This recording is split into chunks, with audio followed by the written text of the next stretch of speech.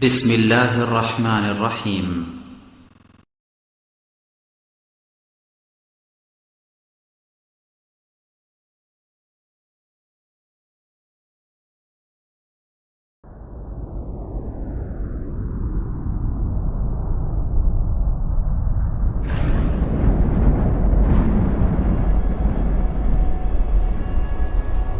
السلام عليكم ورحمة الله وعليكم السلام ورحمة الله وبركاته.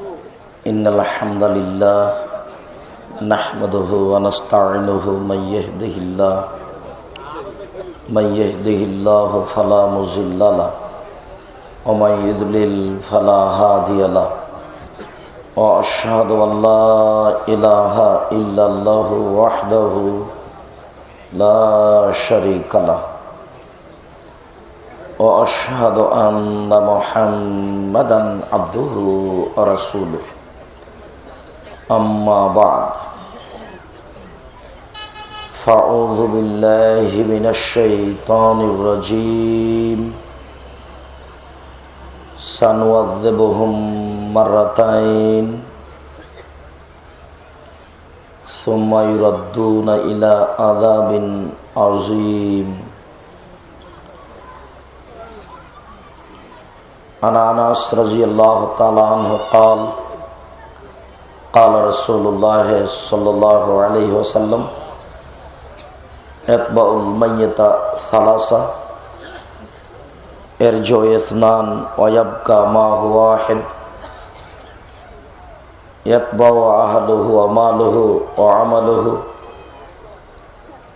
يرجع أهله وماله ويبقى عمله رواه البخاري ومسلم।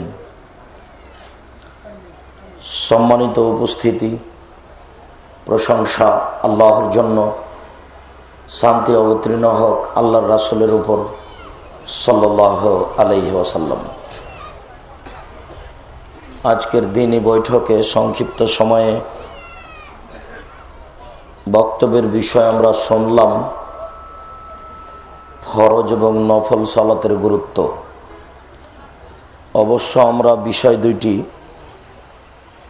এতদা অঞ্চলে একাধিক দিন পেশ করেছি মর্মে। আজকের বক্তব্যের বিষয় হচ্ছে কবরের শাস্তি। কবরের শাস্তি সম্পর্কে এক গুরুত্বপূর্ণ সংক্ষিপ্ত তথ্যবহল বিবরণের চেষ্টা করব ইনশাআল্লাহুল আজিজ। সম্মানিত উপস্থিতি, কবর যত জটিল, কিয়ামত তার চেয়ে অনেক বেশি কঠিন। কিয়ামত যত কঠিন, জাহান্নাম তার চেয়ে অনেক বেশি কঠিন। আমরা মানুষকে কবর বুঝাতে অক্ষম। কবর বলতে বাড়ির পিছন দিকে 2-2.5 হাত গর্ত একটি স্থান তা নয়। কবর বলতে কবর স্থানের একটি 2.5-3 হাত গর্ত তা নয়। কবর বলতে মরার পর থেকে নিয়ে বিচারের দিন পর্যন্ত একটা দীর্ঘ সময়কে কবর বলা হয়, যার নাম আলামে বারজাখ, আত্মার জগৎ। সম্মানিত উপস্থিতি, কবর যদি কবর হয় তাহলে যাকে বাঘে খেলো তার কবর কোথায়? সম্মানিত উপস্থিতি, কবর যদি কবর হয় তাহলে যে পানিতে ডুবে মারা গেল তার কবর কোথায়? কবর যদি কবর হয় তাহলে যারা আগুনে জ্বলে ছাই হয়ে গেল তার কবর কোথায়? কবর বলতে বাড়ির পিছনের এই স্থানের নাম কবর নয়। কবর বলতে কবরস্থানের এই গর্তের নাম কবর নয়। কবর বলতে মরার পর থেকে নিয়ে বিচারের দিন পর্যন্ত একটা দীর্ঘ সময়ের আত্মার সুবিধা অসুবিধা, আত্মার উপরে শাস্তি, আত্মার সুফল ভোগ করা, এর নাম কবর। আপনাদের মনে রাখা ভালো হবে, কবরের শাস্তি ঠিক স্বপ্নে কিছু দেখার মতো। একটা লোক আপনার পাশে শুয়ে আছে আর আপনি বসে আছেন। যে লোকটা ঘুমিয়ে আছে তাকে গোখরা গমা সাপ দংশন করার জন্য ছুটে যাচ্ছে, ধাওয়া করে যাচ্ছে। আর ওই লোকটিও বাপরে মারে করে চিৎকার করে পালাচ্ছে। এক সময় চিৎকারও করলো। আপনি পাশে বসে আছেন, আপনি দেখতে পাচ্ছেন লোকটা যেন কেমন কেমন করে। এর মধ্যে লোকটা কেন চিৎকার করে উঠল। যখন ঘুম ভেঙে গেল তখনও তার সাপের বিবরণ দিচ্ছে যে আমাকে সাপ এভাবে দংশন করছে। তো আপনি কি সাপ দেখতে পেলেন? আপনি তো সাপ দেখতে পেলেন না। ও তো সাপের দংশন ভোগ করছেই। সাপ কত বড়, তার রং কি ছিল, কিভাবে দংশন করলো সব বলতে পারছে না। এইরকমই হচ্ছে কবরের শাস্তি। কবরের শাস্তি দেখা যায় না, কাউকে বুঝানো যায় না। আপনি মিষ্টি খাচ্ছেন আর আমাকে বলছেন মিঠা লাগছে, তো আমি কি বুঝলাম? আমি কি ওটা বুঝতে পারলাম? এইটা যেমন কবরের শাস্তি, তেমন একজন আর একজনকে বুঝাতে পারবে না। এই মর্মে যে ওই কাগজটা দেখেছিলেন, একটা কাগজে লেখা ছিল মক্কার ইমাম একটা কবর খনন করে দেখলেন একটা সাপ একটা লাশকে ধরে আছে জড়িয়ে এবং ছবল মারছে। এই কাগজটি কেউ যদি 50 কপি করে বিলিয়ে দেয় তাহলে তার এই নেকি হবে। এইভাবে অনেক দিনই কাগজ দেখেছেন। দেখেন ধর্মের নামে কেমন মিথ্যা প্রচার, নাউজুবিল্লাহ মিন যালিক। কবরের সাপ দেখা যাবে না তো? আপনি কি মনে করছেন যে কবরের ব্যক্তিকে উঠিয়ে বসানো হয়, লাশটাকে উঠিয়ে বসানো হয়? লাশে তো আর কিছু নেই। ওই জন্যই কি কবরটা অতটুকু গর্ত করা হয় যাতে করে উঠে বসতে পারে? জি না, কবরে লাশকে উঠিয়ে বসানো হয় না। ওই ব্যক্তি বুঝে যে আমাকে উঠিয়ে বসানো হলো, ওই ব্যক্তি বুঝে যে আমাকে উঠিয়ে বসানো হলো। আচ্ছা, যে লোকটাকে সাপ দংশন করছে, ছবল মারছে, তো আপনারা কি দেখতে পাচ্ছেন যে দৌড়িয়ে চলে গেল লোকটা? তো ওখানেই তো আছে। তো ওকে জিজ্ঞাসা করানো কত রাস্তা দৌড়িয়েছে, বুঝাতে পারছি না মনে হয়। ও অনেক পথের কথা বলবে, সাপের আকার আকৃতি বলতে পারবে, কিন্তু আপনি তো দেখছেন যে ওখানেই শুয়ে আছে। এই হচ্ছে কবরের শাস্তি। কবরের শাস্তি চোখে দেখা যায় না। এই জন্য সিডি ক্যাসেটের মাধ্যমে কবরের শাস্তি দেখা হারাম, নাজায়েজ, কাবিরা গুনাহ। কবরের শাস্তি মানুষ কানে শুনতে পারে না, তাকে দেখতে পারে কি করে? কবরের শাস্তি দেখাতে গিয়ে মুনকার নাকির কবরের লাশকে মারলো, আপনি দেখলেন। তো মুনকার নাকিরকে দেখাই যায় না, এটা তো আল্লাহর বিধান। শাস্তিকে দেখাই যায় না, এটা আল্লাহর বিধান। শুধু দেখা নয়, আল্লাহর নবী বলেছেন যে মানুষ শুনতেও পারবে না। পরে আমি একটু পরে আপনাকে বলছি ইনশাআল্লাহ। আল্লাহ রসুল বলছেন যে আমি আল্লাহর কাছে দোয়া করতে চাচ্ছিলাম যে তোমাদেরকে কবরের শাস্তি শুনিয়ে দিই। তো কবরের শাস্তি শোনালে তোমরা মানুষকে কবরে রাখবা না, এই জন্য আমি তোমাদেরকে কবরের শাস্তি শোনাচ্ছি না। কবরের শাস্তি মানুষ শুনতেই পারে না, দেখতে পারে কি করে? কবর যত কঠিন, কিয়ামত তার চেয়ে অনেক বেশি কঠিন। কিয়ামত যত কঠিন, জাহান্নাম তার চেয়ে অনেক অনেক অনেক বেশি কঠিন। কি দিয়ে বুঝায় আপনাকে আমি কবর কত কঠিন? কবর বলে আনা বাইতুদ দুদ, আমি হচ্ছি পোকার ঘর। কবরে থাকে পোকা, কীট পতঙ্গ, সাপ, বিচ্ছু। কবর বলে আনা বাইতুল ওয়াহাদা, আমি হচ্ছি এককের ঘর। এক কবরে যদি 100 জনকে রেখে দেন, একজন আর একজনকে বুঝতে পারবে না। কবর বলে আনা বাইতুল গুরবা, আমি হচ্ছি অপরিচিত ঘর, এখানে কারো পরিচয় চলে না। ওই কথাটা শুনেছেন, যেই কথাটা আমিও হালকা হালকা শুনেছি, আমি কোথাও পড়েছি তা আমার মনে পড়ে না। ফাতেমাকে যখন কবরে রাখা হলো, তখন বলা হচ্ছে, কবর তুমি কি জানো তোমার মধ্যে কাকে রাখা হলো? তোমার মধ্যে রাখা হলো আলীর স্ত্রী ফাতেমাকে। কবর বলতে পারো তোমার মধ্যে কাকে রাখা হলো? তোমার মধ্যে রাখা হলো মুহাম্মদ সাল্লাল্লাহু আলাইহি ওয়াসাল্লামের মেয়ে ফাতেমাকে।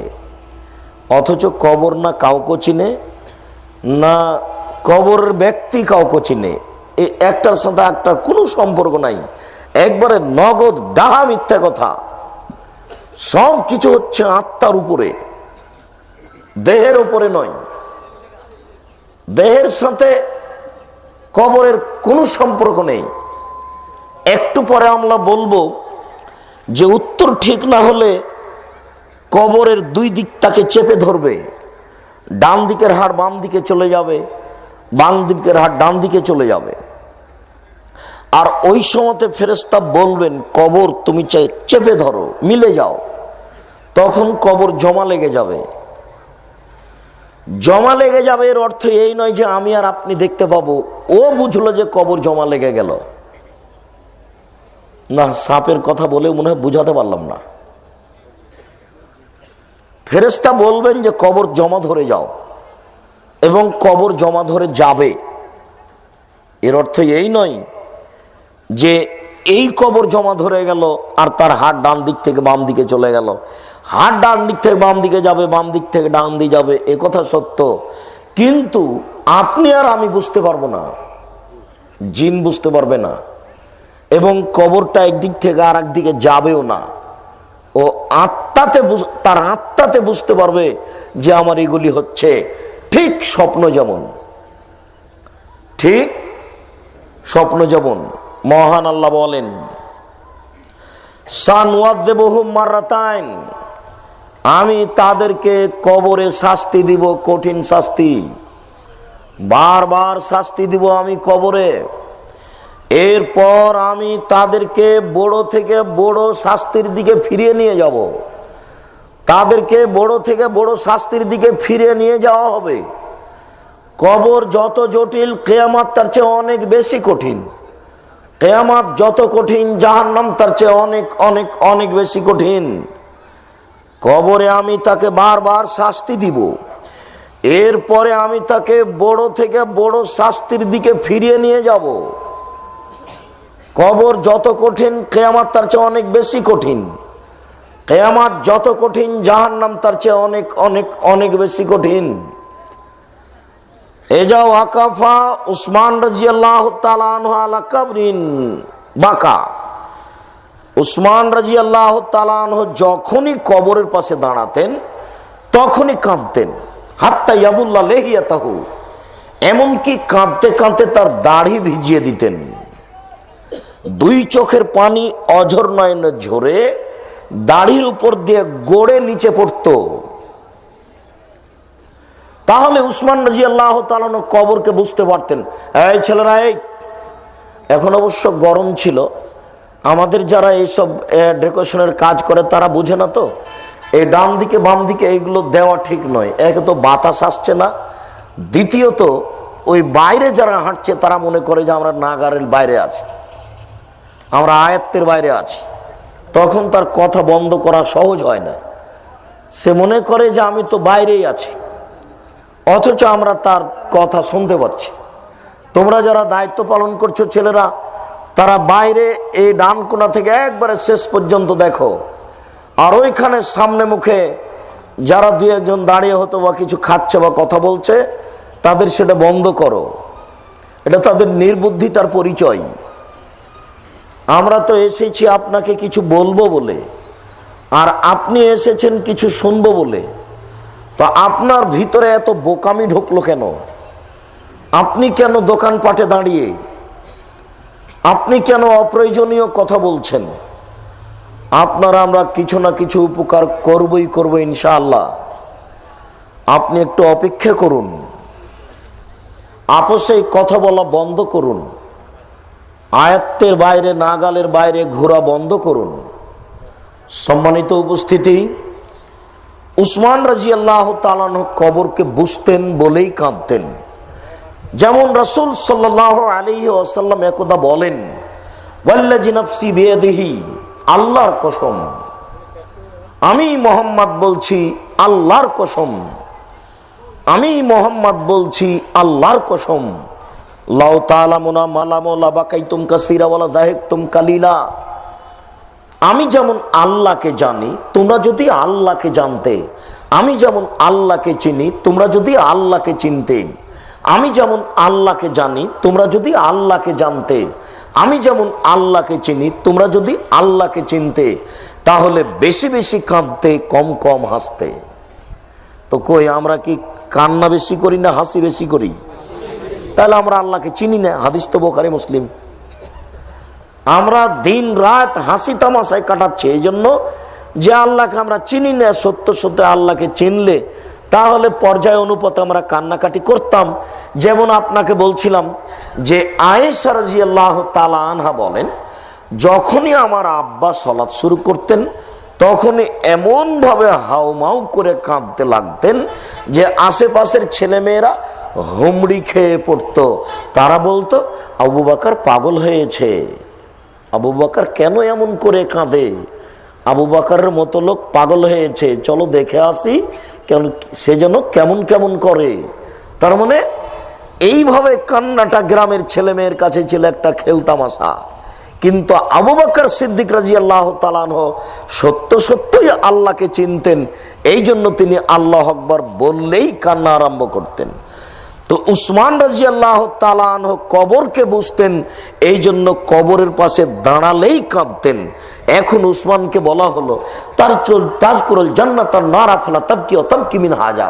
আচ্ছা উসমান, আপনি তো জাহান্নামের কথা বলেন কিন্তু কাঁদেন না, তো জান্নাতের কথা বলেন তো এরকম তো কাঁদতে দেখতে পায় না, কিন্তু যখনই আপনি কবরের পাশে দাঁড়ান তখনই কাঁদেন, ব্যাপারটা কি? তাজকুরুল জান্নাত ওয়ালা নারা ফালা তাবকি ওয়া তাবকি মিন হাদা। আপনি জাহান্নাম জান্নাতের কথা বলেন কাঁদেন না, কিন্তু কবরের কথা বললেই কেন কাঁদেন? তখন উসমান রাদিয়াল্লাহু তাআলা বললেন, শুনুন, আল্লাহর নবী বলেছেন, ইন্নাল কাবরা আউয়াল মানজিল মিন মানাজিলিল আখিরাহ ফাইন নাজা মিনহু ফাবাদা আইসার মিনহু ওয়া ইল্লাম ইয়ানজু মিনহু ফাবাদা আসাদ মিনহু। মানুষের মরার পরে কবর হলো প্রথম বিপদ। যদি মানুষ কবরে বেঁচে যায় তাহলে এরপরে যত স্তর আছে সব সহজ হয়ে যাবে। যদি মানুষ কবরে বাঁচতে না পারে এরপরে যত স্তর আছে তা আরো জটিল কঠিন হয়ে যাবে। কবর যত কঠিন কিয়ামত তার চেয়ে অনেক বেশি কঠিন। কিয়ামত যত কঠিন জাহান্নাম তার চেয়ে অনেক অনেক অনেক বেশি কঠিন। কি দিয়ে বুঝায় আপনাকে আমি কিয়ামত কত কঠিন? কি দিয়ে বুঝায় আপনাকে আমি কবর কত কঠিন? আয়েশা রাদিয়াল্লাহু তাআলা আনহা বলেন, যাকারতুন নারা ফাবাকাইতু, একদা আমি জাহান্নামের কথা স্মরণ করে কাঁদছি। আয়েশা বলছেন, তখন আল্লাহ রাসূল বলছেন, লিমা তাবকি আয়েশা, আয়েশা তুমি কাঁদছো কেন, ব্যাপারটা কি? তখন আয়েশা বলছেন, আজকুরুল নারা ফালা আপকি, আমি জাহান্নামের কথা স্মরণ করে কাঁদছি। হাল তাজকুরুনা আহলিয়াকুম ইয়াউমাল কিয়ামা। আচ্ছা মুহাম্মদ সাল্লাল্লাহু আলাইহি সাল্লাম, আপনি কি বিচারের দিন আপনার স্ত্রীদেরকে স্মরণ করতে পারবেন? এখন তো আপনি আমাকে খুবই ভালোবাসেন, আরো মানুষকে ভালোবাসেন, তো বিচারের দিন কি আপনি আমাকে স্মরণ করতে পারবেন? তখন আল্লাহ রাসূল বলছেন যে, আয়েশা, সালাসা মাওয়াতিন লা ইয়াজকুরু আহাদুন লিআহাদিন, তিনটে জায়গা আছে বিচারের মাঠে কেউ কাউকে স্মরণ করতে পারবে না। তুমি যে আমার স্ত্রী, এই কথা আমার স্মরণে থাকবে না। আমি বাঁচবো কিনা, আমি বিপদে থাকবো, তুমি যে কে, এই কথা আমার ধারণাই থাকবে না। 3টি জায়গা আছে, কি দিয়ে আপনাকে আমি বুঝাই কিয়ামত কত কঠিন। যেখানে মোহাম্মদ সাল্লাল্লাহু আলাইহি সাল্লাম বুঝতে পারবেন না যে আমার স্ত্রী আছে। এক, ইনদাল মিজান, যখন মানুষের পাপ এবং নেকি ওজন হবে, ওই সময়তে আমিও ফেলফেল করে চেয়ে থাকবো, আমার পাপের পাল্লা ভারী হয় না নেকির পাল্লা ভারী হয়, আমার পাপের পাল্লা ভারী হয় না নেকির পাল্লা ভারী হয়, আমার পাপের পাল্লা ভারী হয় না নেকির পাল্লা ভারী হয়। আমি এই দুশ্চিন্তায় থাকবো। ওই সময়তে যে তুমি আমার স্ত্রী, এই কথা আমার স্মরণে থাকবে না।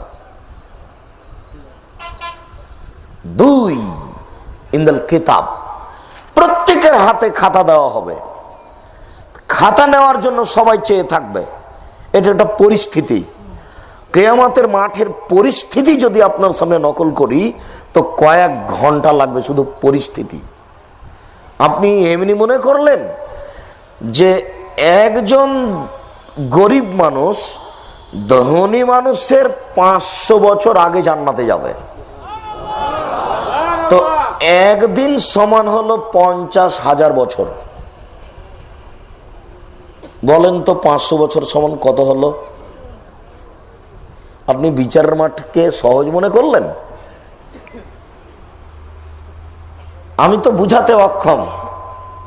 আর আলেম ওলামারা যদি জাহান্নাম জান্নাতের কথা, কিয়ামতের কথা বলতো, সেটাও আপনারা একটু বুঝতেন, কিন্তু বক্তব্য তার সেটা নয়। উমর রাদিয়াল্লাহু তাআলা আনহু যদি আজ বেঁচে থাকতেন, তাহলে বাংলাদেশের 1999 জন বক্তার আজীবন জেল হতো। কোনোদিন তারা জেলখানা থেকে বের হতে পারতো না। আপনার যেমন বক্তৃতার নামে একটা তামাশা, বক্তারও তার বক্তৃতার নামে একটা কাহিনী।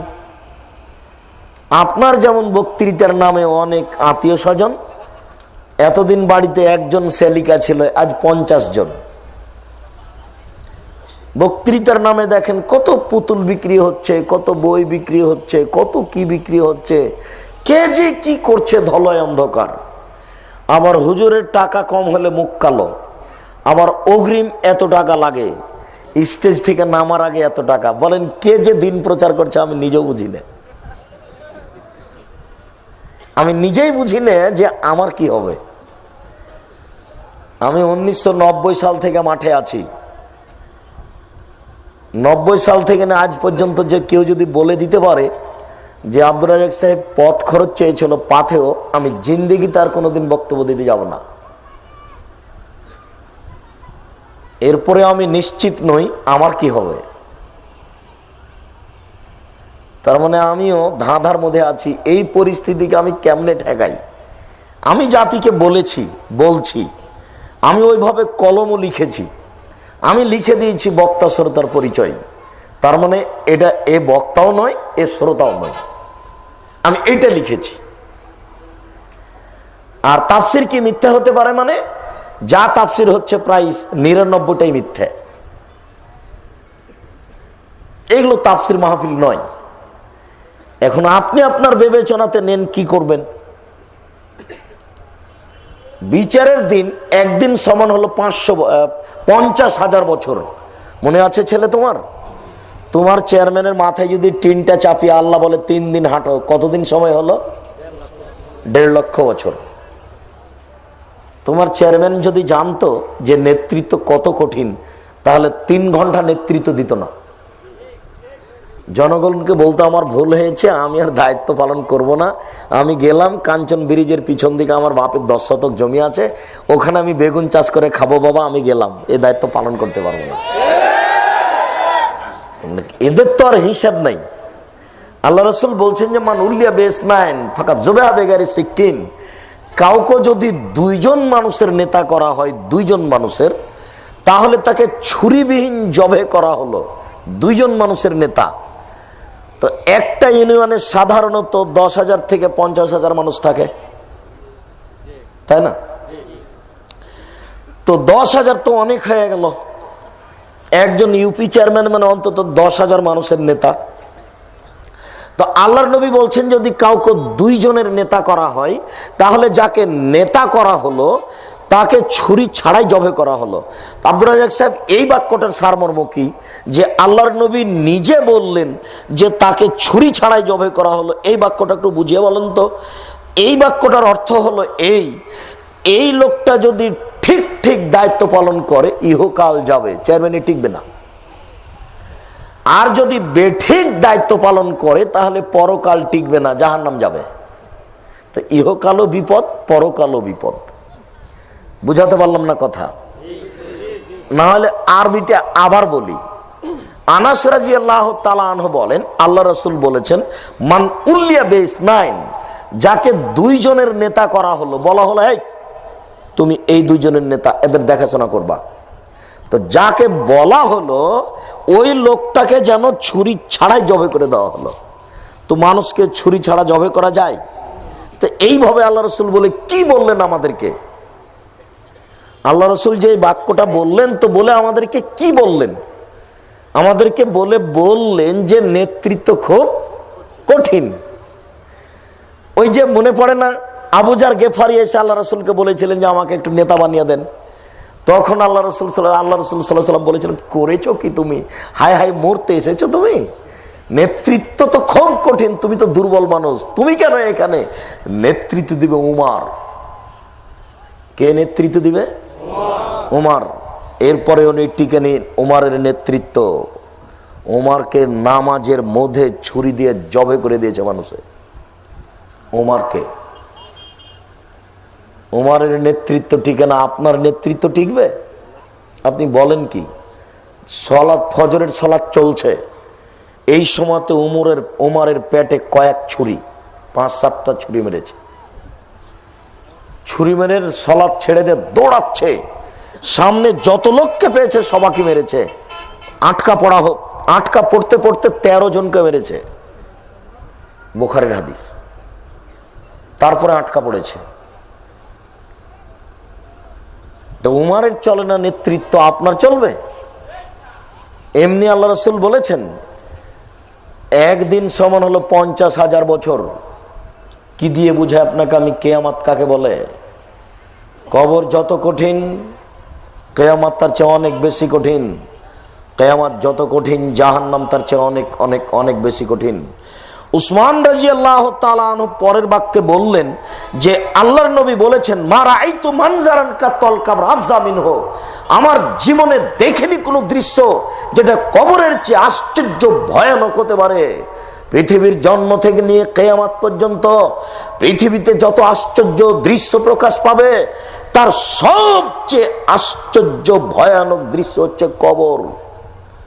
আমরা শুনেছি আশ্চর্য বস্তু হচ্ছে আগ্রার তাজমহল, বলা হয় আশ্চর্য বস্তু হচ্ছে কলিকাতার হাওড়ার ব্রিজ, বলা হয় আশ্চর্য বস্তু হচ্ছে ইরাকের ব্যাবিলনের ঘণ্টা, বলা হয় আশ্চর্য বস্তু হচ্ছে মোবাইল, আশ্চর্য বস্তু হচ্ছে ফ্যাক্স মেশিন। 50,000 বছর পরে আরো আশ্চর্য বস্তু বের হবে যা মানুষ জানে না। শুনুন সম্মানিত দিনী ভাই, কবর তার চেয়ে আশ্চর্য। কি দিয়ে বুঝায় আপনাকে আমি কবর কি জিনিস? কবর যত কঠিন, কিয়ামত তার চেয়ে অনেক বেশি কঠিন। কিয়ামত যত কঠিন, জাহান্নাম তার চেয়ে অনেক অনেক অনেক বেশি কঠিন। এই কারণে রাসূল সাল্লাল্লাহু আলাইহি সাল্লাম সর্বদা যখন তখন সকাল বিকাল সালাম ফেরার পূর্বে, প্রত্যেক সালাতে সালাম ফেরার পূর্বে কবর থেকে তিনি বাঁচতে চাইতেন।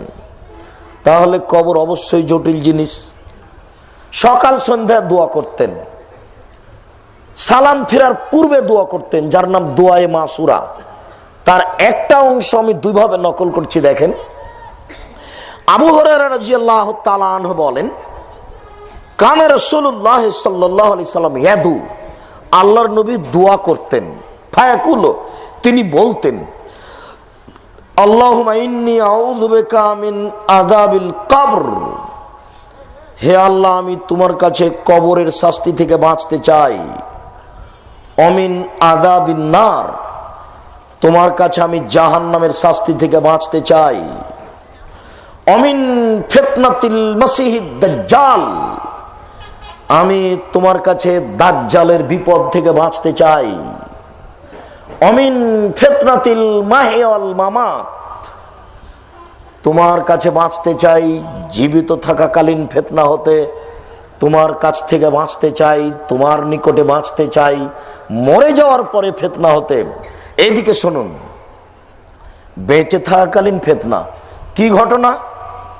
আমার নামে পরোয়ানা জারি হয়েছে, পুলিশ আমাকে ধরতে আসবে, চলো চলো চলো বাড়ি ছেড়ে চলো। কি ঘটনা? বড় ছেলেকে মেরেছে, তাই হইচই লেগে গেছে। কি ফিতনা? আরে ওই জায়গাতে ওই যে মসজিদে কি যেন মারামারি লেগেছে। কি ফিতনা? শুনলাম যে মেয়েটা বের হয়ে গেছে। কি ফিতনা? জমি নিয়ে গন্ডগোল হয়েছে। কি ফিতনা? হেডমাস্টারকে ছেলেরা পিটিয়েছে। কি ফিতনা? বিশ্ববিদ্যালয়ে ছেলেরা মারামারি করছে। ফিতনাতে পৃথিবী পরিপূর্ণ।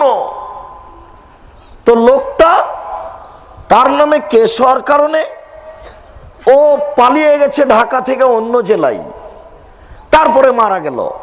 তখন দেশবাসী বলল যাক ফিতনাই শেষ, বেঁচে গেছে, আর ফিতনা নেই, আর কেস নাই, আর পুলিশে দৌড়াদৌড়ি নেই।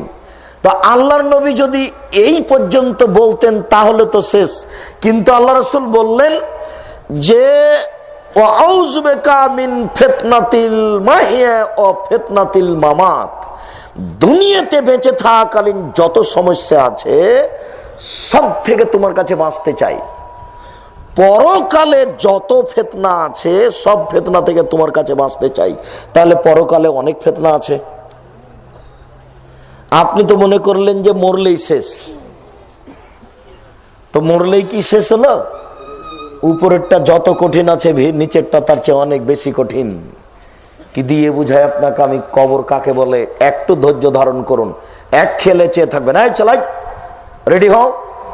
আর একজনের গায়ে হেলান দিয়ে আছো কেন? রেডি হও। এইভাবে অমনোযোগী হয়ে বসে থাকো না।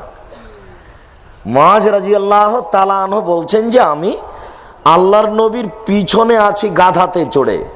আল্লাহর নবী আগে আছেন, বড় ব্যক্তিকে মোটরসাইকেল আগে থাকতে হবে, যদি মোটরসাইকেল চালাতে না জানে তাহলে পিছনেই থাকবে। তবে গতি হচ্ছে বড় ব্যক্তি সামনে থাকবে। মুহাম্মদ সাল্লাল্লাহু আলাইহি সাল্লাম গাধার উপরে আগে আছেন, আর মুআয রাদিয়াল্লাহু তাআলা পিছনে আছেন। গাধা যাচ্ছে, আল্লাহ রাসূল চট করে বলছেন মুআয লাব্বাইক ওয়া সাদাইক ইয়া রাসূলুল্লাহ। জি আল্লাহ রাসূল বলেন, উপস্থিত। বলেন কি বলছেন? উপস্থিত। মুআয লাব্বাইক ওয়া সাদাইক, আল্লাহ রাসূল বলেন কি বলছেন? বলেন আমি উপস্থিত। বলেন। মুআয লাব্বাইক ওয়া সাদাইক, আল্লাহ রাসূল বলেন আমি উপস্থিত। বলেন কি বলছেন? কথা না বলে আল্লাহ রাসূল বারবার এইভাবে বলছেন কেন? প্রস্তুত, রেডি। আল্লাহর নবী একটা কথা বলবেন, কথা ধরতে যেন 19-20 না হয়। আপনি কি মনে করছেন যে আমি ইউসুফ জুলেখার কাহিনী বলতে এসেছি? জি না। পৃষ্টি যখন খুললে দেখবেন আমি আমার জায়গাটুকু পূর্ণ করে রেখেছি, আমার জায়গা আমি খালি রাখিনি। আমার পালা যখন আসবে টকশুতে তখন আমি এইভাবেই শুরু করব। আবু হুরায়রা রাদিয়াল্লাহু তাআলা আনহু বলেন রাসূল সাল্লাল্লাহু আলাইহি সাল্লাম বলেছেন আমার জায়গা আমি কাহিনী দিয়ে পূর্ণ করব না, এটা আমার নীতির বাইরে। 1990 সাল থেকে না আজ পর্যন্ত করিনি, ভবিষ্যতেও করব না ইনশাআল্লাহ।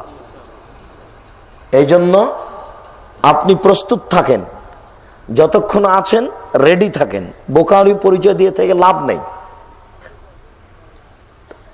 মুআয জি বলেন, মুআয জি বলেন আমি রেডি।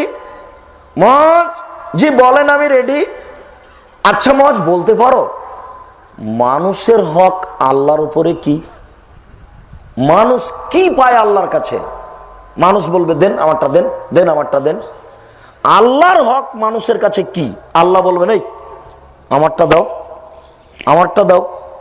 বলতে পারো কি তুমি এই অধিকারের কথা? আল্লাহ এবং আল্লাহ রাসূল বলতে পারেন, আমি তো বলতে পারি না। তা আল্লাহ রাসূল বলছেন শোনো, আল্লাহর হক হলো এই। আল্লাহ বলছেন এই শিরক করো না, আমার ইবাদত করো। এই শিরক করো না, আমার হক দাও, আমার হক দাও। জন্মদিবস পালন করো না, জন্মদিবস পালন করলে আমার হক কাটা যাবে। আমি বলছি কোন দিনে কল্যাণ আছে সেটা আমি জানি, তুমি কেন বললে যে তোমার জন্মদিনে আছে? কথা বুঝতে পারেননি? আমার হক দিয়ে দাও মানে শিরক করো না, আমার হক দিয়ে দাও মানে শিরক করো না, আর ইবাদত করো। এখন মানুষে বলছে আমার হক দিয়ে দেন, তো আমার হক দিয়ে দেন মানে শাস্তি দিবেন না, জাহান্নামে দেবেন না, এটা আমার হক। আমাদের হক কি? শাস্তি দিবেন না, জান্নাতে দিবেন, এটা আমাদের হক। তখন আল্লাহ বলছেন তাহলে আমারটা দাও আগে, আমারটা আগে দাও, তোমারটাও দিব। আল্লাহ বলছেন যে আমি তোমাদের সাথে এখনো ওয়াদাবদ্ধ, আমি আল্লাহ বিচারের মাঠেও বলবো। বিচারের মাঠে আল্লাহ মানুষকে বলবেন, ইয়াবনা আদম লা তাইতিনি বিকুরাবিলার যে খাতায়া ওয়াল্লাকিতানি লা তুশরিক বিশায়া লা আতাইতাউ বিকুরাবিহা মাগফিরা। আদমের ছেলেমেয়েরা শোনো, আমি বিচারের মাঠে আল্লাহ বলছি, বিচারের মাঠে আল্লাহ তাআলা আদমের ছেলে মেয়েকে নিয়ে বলবে, এই আদমের ছেলে মেয়েরা শোনো, আমি তোমাদের বলছি, তোমাদের যদি আজকে পাপ থাকে আকাশ এবং জমিন পরিমাণ পূর্ণ হয়ে, শুধু পাপ আর পাপ, আকাশ জমিন পূর্ণ হয়ে আছে পাপে, আর যদি শিরক না থাকে আমি আল্লাহ সব ক্ষমা করে দেব। হলো, বুঝতে পেরেছেন? উনি আগে নিজেরটা নিবেন, এই জন্য বলা হয়েছে শিরকের পাপ ক্ষমা হয় না। শিরকের পাপ ক্ষমা হয় না মানে বিচারের মাঠে হয় না, দুনিয়াতে হয় না এই কথা নয়। দুনিয়াতে না হলে তো সবাই জাহান্নামে চলে যাবে। বিচারের মাঠে শিরকের পাপ ক্ষমা হবে না। আপনাকে আল্লাহ দিবেন, আপনারটা দিতে প্রস্তুত, কিন্তু আল্লাহটা আগে দিতে হবে না। বুঝাতে পারলাম না? এখন তো আল্লাহ সব সময় বলছেন যে শিরক করো না, আর বিচারের মাঠে আল্লাহ কি বলবেন? তোমাদের যদি পাপ আকাশ পরিমাণ পূর্ণ থাকে আর যদি শিরক না থাকে আমি সব ক্ষমা করে দেবো, যে তোমারটা দিয়ে দেবো। তোমার কি জান্নাত নিবা? তো নাও, দিয়ে দিলাম। যদি শিরক থাকে তাহলে হবে না। না, আল্লাহটা না দিলে আল্লাহ আপনাকে দেবে না, বুঝানো যায় না। আংটি আগে খুলতে হবে অষ্টাধাতু, তারপরে জান্নাত। আগে আংটিটা খুলে ফেলেন, এখন হাতে আছে অষ্টাধাতুর আংটি, হাতে আছে বালা, আগে খুলে ফেলেন, তারপরে বলেন যে এবার জান্নাত দেন। গলায় মাদুলি আছে, তো খুলে ফেলতে হবে আগে, তারপরে বলতে হবে যে এবার জান্নাত দেন। আরো বলতে হবে জিন্দেগিতে কোনো দিবস পালন করব না, কবরের কাছে কিছু চাইবো না, পীরের কাছে কিছু চাইবো না। কে বড় ক্ষতিগ্রস্ত বইটা পড়ে পড়ে দেখতে হবে কত শিরকের সিরিয়াল আছে, সব বাদ দিতে হবে। তাহলে আল্লাহ বলবেন নাও, আমি বিচারের মাঠে জান্নাত দিয়ে দিলাম, আমারটা আগে তোমারটা পরে। আবার ভালো করে মনে রাখেন, মানুষের পাপ যদি আকাশ জমিন পূর্ণ থাকে বিচারের মাঠে, আর যদি শিরক না থাকে, তা আল্লাহ কি বলবেন? ক্ষমা করে দিলাম, যাও জান্নাতে। কিন্তু শিরক যদি থাকে তাহলে হবে না। অষ্টাধাতুর আংটি যদি হাতে থাকে হবে না, মাদুলি গলায় হবে না। তুলসী গাছে লাথি মারা যায় না বললে ইমান কেটে গেছে, গরুকে লাথি মারা যায় না বললে ইমান কেটে গেছে। আমার ছেলেটা যদি এই গাড়ি থেকে ওই 14 গ্রাম হাইওয়ে হোটেলে নেমে না উঠতো, এই গাড়ি থেকে ওই গাড়িতে উঠে গেল, ওই গাড়িটা উঠে একটু পরে অ্যাক্সিডেন্ট হয়ে গেল, আরে ছেলেটা যদি আমার এই গাড়িতে না উঠতো তাহলে অ্যাক্সিডেন্ট হতো না, এ ভাগ্যকে অস্বীকার করলো। তো তুমি বলে দিতে যে তুমি অ্যাক্সিডেন্ট হবা বাবা, না উঠিয়ে না, এই কথা বলতে গেলে কেন? তো মধ্যেখানে কথা উঠেছে আপনাকে রেডি করার জন্য, আপনি প্রস্তুত? তো আল্লাহ রাসূল একটা কথা বলছেন মজকে, তো মজকে বলছেন প্রস্তুত হও, প্রস্তুত হও, প্রস্তুত হও। 3 বার বলার পরে বলছেন বলতে পারো আল্লাহর হক কি, বলতে পারো মানুষের হক কি? বলছেন না আমি বলতে পারছি না। শোনো, আল্লাহর হক হলো শিরক করবা না, মানুষের হক হলো জান্নাত দিয়ে দেন। তো কোনটা আগে? আল্লাহটা হক আগে। তার মানে জান্নাত তো তার। আল্লাহ আমাকে অতিরিক্ত চক্ষু দিয়েছেন, শ্বাস দিয়েছেন, খাওয়ার দিয়েছেন, এটা তো অনেক। এইটাই আমি দিন রাত আলহামদুলিল্লাহ বলবো। তা আবার সেরেক করে জান্নাত ভোগ করবে, এটা হয় না। এই জন্য আল্লাহ বলছেন না, আগে বন্ধ করো, আমারটা আগে দাও, তারপরে জান্নাত। মনে রাখবেন খুব খেয়াল করে, সেরেক হয় না যেন। জিন্দেগিতে কোনো দিন পালন করার জন্য কোনো স্থানে কোনো পীর কোনো মা এরকম ধরবেন না, সাবধান। পীর নাই দুনিয়াতে, কোনো পীরের কাছে যাবেন না, কোনো মাজারে যাবেন না, কোথাও জিকির করতে যাবেন না, সাবধান। টঙ্গীর আখেরি মোনাজাতে উপস্থিত হবেন না। এক গ্লাস পানি পান করতে কয়টা বিধান লাগে? 5টা। তো এক গ্লাস পানি খেতেই যদি 5টা বিধান লাগে, তাহলে ইসলাম ধর্ম পীর দিয়ে চলে?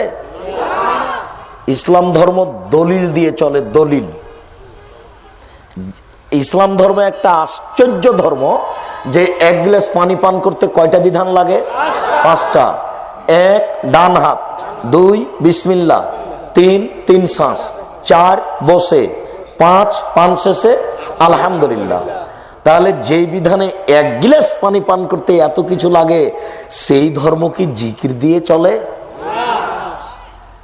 সেই ধর্মের সবকিছু নগদ। মসজিদে ঢুকবেন, দোয়া আছে। নামাজ আরম্ভ করবেন, আল্লাহু আকবার আছে। যা কাজ করবেন তার দলিল আছে। দরজাটা বন্ধ করবেন, এই ছেলে, তোমার মনে আছে কি আমি বলেছিলাম যে তোমার মা বাল্ব অফ করতে জানে না? তখন তোমার একটু রাগ হয়েছিল, তাই না? সেই দিন ওখানে বলছিলে যে আব্দুল রাজ্জাক সাহেব আমাদেরকে এমন ধমক দিলেন, কত আমরা বড় মানুষ এদিক ওদিকে ঘুরি, তোমার বোকামি কেন বলো? তোমাকে ধমক দেওয়া মানে তোমার সাথে কি আমার কোনো শত্রুতা আছে? তোমার বোকামিকে ধমক দিয়েছি, তোমার মর্যাদার হানি করিনি।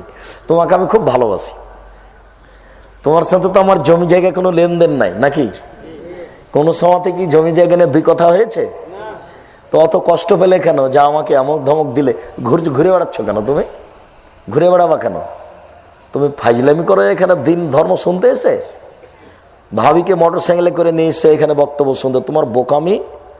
তোমাকে আমি ছেড়ে দেবো? তুমি মনে করো কি তুমি দোকানে বসে আড্ডা পিটছ, ভ্যানে চড়ে ভাবির সাথে এসেছো চাপাচাপি করে, তুমি ধর্মকে পাগল পেয়েছো? তুমি এইভাবে জান্নাত কিনতে চাও? তোমাকে দিন রাত কি বুঝালাম? ধমক তোমাকে কষ্ট লাগে? তুমি আমার দিনী ভাই, তোমাকে মূল্যায়ন করি। তোমাকে আমি বলতে চাচ্ছি তুমি সতর্ক থাকো। তোমার আমি কিছু না কিছু উপকার করবই করবো ইনশাল্লাহ। তোমার কিছু না কিছু উপকার করবই করবো ইনশাল্লাহ।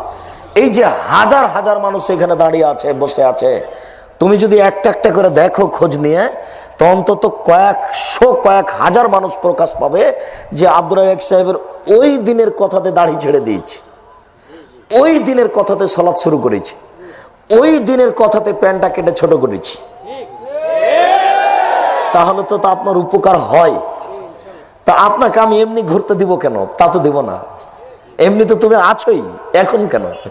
এই বোকামি তোমার সহ্য করব না। এই কারণেই তোমাকে আমি ধমক দিয়ে থাকি। তোমার সাথে আমার কোনো শত্রুতা নেই। তুমি উল্টা বুঝিয়ে না, তুমি আমার দিনী ভাই, তোমার মা আমার দিনী বোন। তোমার মায়ের সাথে আমার কোনো শত্রুতা নেই। তোমার মাকে আমি যতই কঠিন ভাবে বলি না কেন, মিঠে করে বললে তোমার মা এই কথার 5 পয়সা দাম দিত না। এই দেশের মাটিতে স্কুলকে স্কুল পরিবর্তন হয়ে গেছে, গোটা স্কুলই পোশাক পরিবর্তন করেছে। এদেশের মাটিতে কয়েকটা স্কুল আছে, কয়েকটা কলেজ আছে, পরের দিন সব পোশাক পরিবর্তন করে দিয়েছে। আলহামদুলিল্লাহ। তুমি মনে করছো মিঠা কথার দাম আছে? মিঠা কথা ওইভাবে দাম নেই। আল্লাহ রাসূল যখন কথা বলতেন, কণ্ঠস্বরে বক্তব্য জায়েজ নয়, কণ্ঠস্বরের বক্তব্য জায়েজ নয়। জাবের রাদিয়াল্লাহু তাআলা আনহু বলেন, এজা খাতাবা, যখন আল্লাহ রাসূল বক্তব্য দিতেন, আহমার রাতাইনাহু, তার 2 চোখ লাল হয়ে যেত, ওয়াস্তাদা গাযাবুহু, তার রাগ বেশি হয়ে যেত, ওয়ালা সাউতুহু, তার কণ্ঠ উঁচু হয়ে যেত, কান্নহু মনোজর জায়েজ, যেন তিনি সৈন্য দলকে ধমক দেখাচ্ছেন, এই করতে হবে, সেই করতে হবে, এখানে যেতে হবে, সেখানে যেতে হবে। বলার গতি এমন কঠিন ছিল, শরীরের গাও থেকে, শরীরের উপর থেকে চাদর নামতে নামতে নিচে পড়ে গেছে, বেখিয়াল বলে চলে যাচ্ছেন। সব বুখারী মুসলিমের হাদিস। এটা হলো বক্তব্যের গতি। আর তোমার বক্তা সাহেবকে যে পেশ করছে মৌলানা সাহেব, তবু সুর করে বলছে যে অমুক বক্তা এখন আপনার সামনে বক্তব্য দিবে, এরকম বলছে। আমি তো কোনোদিন কণ্ঠস্বরে কোনো বাক্য বলিনি, আমার জানা নাই। আমি কোনোদিন বক্তব্যের ট্রেনিংও দিইনি। আমি কোনোদিন কারো বক্তব্য দেখিও নি যে কিভাবে বক্তব্য দেয়। আমি নিজে বক্তব্য জানিও না। আমরা 1988 আগস্টের 20 তারিখ রোজ সোমবার, 20 তারিখ 16 তারিখ আমরা দেশে এসেছি। সেদিন পর্যন্ত আমাদের কোনো হাদিস মুখস্থ ছিল না। 88 আগস্টের 20 তারিখ রোজ মঙ্গলবার বিকাল 3টা থেকে আমি শিক্ষক, রংপুর গাইবান্ধা গোবিন্দগঞ্জ জান্নাতপুর মাদ্রাসার। তো ওই মাদ্রাসার পরিচালক আমাকে বললেন, আব্দুল রাজ্জাক সাহেব, এখানে জুমার খুতবা দিলে কোরআন এবং হাদিস অনুবাদ করতে হবে, ব্যাখ্যা বললে মিম্বার থেকে নামিয়ে দেব। আচ্ছা ঠিক আছে। তখন থেকে আমি হাদিস মুখস্থ করতে লাগলাম। হাদিস মুখস্থ করে অনুবাদ করে খুতবা শেষ করতাম শুরু শেষ পর্যন্ত। ওইভাবেই এখনো আছে, ওই গতি আছেই আলহামদুলিল্লাহ। আল্লাহ ওনার ভালো করুক। লোকটা খুব মেজাজি, তাও কিছু উপকার করেছে আমার। তখন খুব ভারী লাগছিল, মনে করছিলাম কি লোকে, এ কোনো কথা হলো নাকি? বলছে যে মিম্বার থেকে নামিয়ে দেবো, এই কথা বলছে। তো তার কথা অনেক উপকার করেছে। একবারে শুরু থেকে শেষ পর্যন্ত হাদিসের অনুবাদ করতাম, অন্য কিছু বলতাম না। সম্মানিত দিনী ভাই, যেটা আমি বলছিলাম সেটা হচ্ছে উসমান রাদিয়াল্লাহু তাআলা আনহুর এই বিবরণে বুঝতে পারলেন কবরের অবস্থাটি। তারপরে রাসূল সাল্লাল্লাহু আলাইহি সাল্লাম দোয়া করতেন, দোয়াতে বাঁচতে চাইতেন দুনিয়াবি ফিতনা এবং পরকালীন ফিতনা। পরকালীন যে কত ফিতনা আছে, কবরে যে কত ফিতনা, বিচারের মাঠে যে কত ফিতনা। মানুষ কবর থেকে উঠে উলঙ্গ হয়ে ছুটে চলে যাবে, কোথায় যে যাচ্ছে যাচ্ছে যাচ্ছে ছুটে চলে যাচ্ছে। এটা একটা পরিস্থিতি। 3টে স্থানে তোমাদের আমি স্মরণ করতে পারবো না আয়েশা। তার দ্বিতীয় স্থান হচ্ছে যার ডান হাতে খাতা দেওয়া হবে সেই ভালো, যার বাম হাতে খাতা দেওয়া হবে সেই খারাপ। কোন হাতে যে খাতা আসে, যদি ডান হাতে দেয় ধন্য, যদি বাম হাতে দেয় তাহলে অধন্য। ওই সময় আমি ব্যস্ত, আমার যে কোন হাতে হয়, হাতে দেওয়ার পরে বলবে ইকরা, পড়ো। আরবি জানলেও পড়তে পারবেন, আরবি না জানলেও পড়তে পারবেন, পড়ো। তখন আপনি পড়বেন আর বলবেন মালে হাদাল কিতাব লা ইগাদিরু সাগীরাতা ওয়ালা কাবীরা। কি আশ্চর্য ধরনের বই! জীবনের ছোট কথাও লেখা আছে, বড় কথাও লেখা আছে, সব কথা লেখা আছে, জীবনের সব কথা লেখা আছে। 3, সরু চিকন রাস্তা দিয়ে হাঁটতে বলা হবে, যার নাম পুলসিরাত। ওটা ঠিক কথা, বুখারী মুসলিমের হাদিস। রাস্তাটা হবে চুলের মতো সরু, রাস্তাটা জাহান্নামের উপর দিয়ে সেট করা হবে। রাস্তাটার দুই ধারে কালালিপ লোহার বাঁকা আকড়া লাগানো থাকবে। আপনারা কি ইদারা দেখেছিলেন? ইদারা মনে পড়ে? কুয়া ইদারা। তো ইদারা কুয়াতে বালতি পড়ে গেলে তাকে উঠানোর জন্য একটা লোহার বাঁকা ছিল আকড়া, এটা মনে পড়ে আপনাদের? এইটা যেমন ওই পুলসিরাতের চতুর্দিকে তেমন লাগানো থাকবে। বুখারী মুসলিমের হাদিস, আল্লাহ রাসূল বলছেন পার হতে বলা হলে কেউ পার হবে বিদ্যুতের মতো, কেউ পার হবে ঘোড়ার দৌড়ে, কেউ পার হবে আপনার উটের দৌড়ে, কেউ পার হবে হেঁটে। আর পার হওয়ার সময়তে যারা পাপী তারা আটকা পড়ে যাবে, নিচে জাহান্নাম। এটা একটা পরিস্থিতি। কোন পরিস্থিতির কথা আপনাকে বলবো? আগুন থাকবে চতুর্দিকে, যেখানে সকাল করবেন আগুন চতুর্দিকে, যেখানে বিকাল করবেন আগুন চতুর্দিকে, যেখানে দুপুর করবেন আগুন চতুর্দিকে। তাহলে বিচারের মাঠে সকাল সন্ধ্যা হবে, রাত হবে, দিন হবে। কথা বুঝাতে পারছি না মনে হয়। বিচারের মাঠে এক সময় সূর্য থাকবে মাথার উপরে। তা এটা পরিস্থিতি, কথা বুঝাতে পারছি? বিচারের মাঠে আল্লাহ সবাইকে সিজদা করতে বলবেন। ওই সময় আল্লাহ তার পায়ের গোছা থেকে কাপড়টা সরাবেন। তাহলে আল্লাহর পরনে কাপড় থাকবে, তিনি সত্তা, তার আকার আকৃতি আছে তার মতো। কাপড়টা যখন সরাবেন সিজদা করতে বলা হবে, যারা ভালো তারা সিজদা করতে পারবে, আর যারা খারাপ তারা উল্টে পড়ে যাবে পিছনে। এটা একটা পরিস্থিতি। সব মানুষ রাসূল যেখানে থাকবেন হাউজে কাউসারের উপরে, ওখানে পানি খেতে যাবে। যারা ভালো তারা পানি খেতে পারবে, আর যারা ভালো নয় তারা আর ওখানে পানি পান করতে পারবে না, তাদেরকে ধাক্কা দিয়ে অন্যদিকে নিয়ে যাওয়া হবে। সব মানুষ ছুটে যাবে নবীগণের কাছে। তাহলে বলেন তো কত পরিস্থিতি। পুরো জীবন বুঝাতে হবে মুখামুখি আল্লাহর সামনে, যৌবন জীবন বুঝাতে হবে মুখামুখি আল্লাহর সামনে, সব কর্ম বুঝাতে হবে মুখামুখি আল্লাহর সামনে, সব টাকা বুঝাতে হবে মুখামুখি আল্লাহর সামনে, সব খরচ বুঝাতে হবে মুখামুখি আল্লাহর সামনে। দেখেন তো কত পরিস্থিতি। আপনি ভুলে গেলেন আপনাকে আমি কি বুঝাচ্ছি। আল্লাহর নবী বলছেন যে আল্লাহ তুমি আমাকে দুনিয়ার ফিতনা থেকে বাঁচাও আর মরার পরে ফিতনা থেকে বাঁচাও। আপনাকে আমি বুঝাতে চাচ্ছি যে মরলেই ফিতনা শেষ হয়নি, ফিতনা আরো শুরু হলো। কিন্তু লোকটার নামে কেস হয়েছিল, পরোয়ানা জারি হয়েছিল, লোকটা মারা গেল, তখন এলাকার লোক বলল যে বেঁচেছে, দুনিয়াবি ঝামেলা থেকে বেঁচে গেছে, যাক ও এখন শান্তিতে ঝামেলা শেষ। কিন্তু ও তো আর কিয়ামতকে জানে না, ও তো কবরকে জানে না। কত সমস্যা আছে দেখেন, কবরেরই কত সমস্যা দেখেন। আমি ধারাবাহিক কয়েকটা পেশ করি। আপনারা দোয়ায়ে মাসুরা বুঝেন? দোয়ায়ে মাসুরা, সালামের বৈঠকে প্রথমে তো আত্তাহিয়াত নাকি, তারপরে দুরুদ, তারপরে দোয়ায়ে মাসুরা। দোয়ায়ে মাসুরার প্রথম অংশ হচ্ছে আল্লাহুম্মা ইন্নী যালামতু নাফসি যুলমান কাসীরা, হে আল্লাহ জীবনে খুব পাপ করেছো, তুমি ক্ষমা করো। ফাগফিরলি মাগফিরাতাম মিন ইনদিক, তুমি আমাকে ক্ষমা করো, ক্ষমা তোমার পক্ষ থেকে হয়ে থাকে। ওয়ারহামনি ইন্নাকা আনতাল গাফুর রাহিম, তুমি দয়া করো, তুমি ক্ষমা করো। তুমি যেহেতু বড় দয়াবান, তুমি যে বড় ক্ষমাবান, তুমি যদি দয়া না করো, তুমি যদি ক্ষমা না করো, তাহলে কে দয়া করবে, কে ক্ষমা করবে?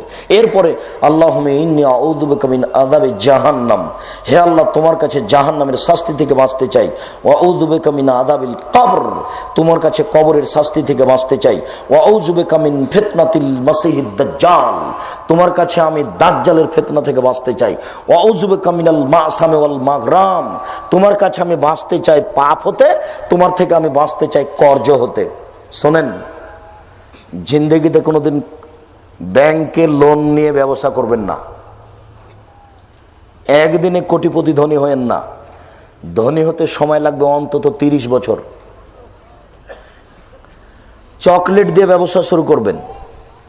কি দিয়ে? চকলেট দিয়ে।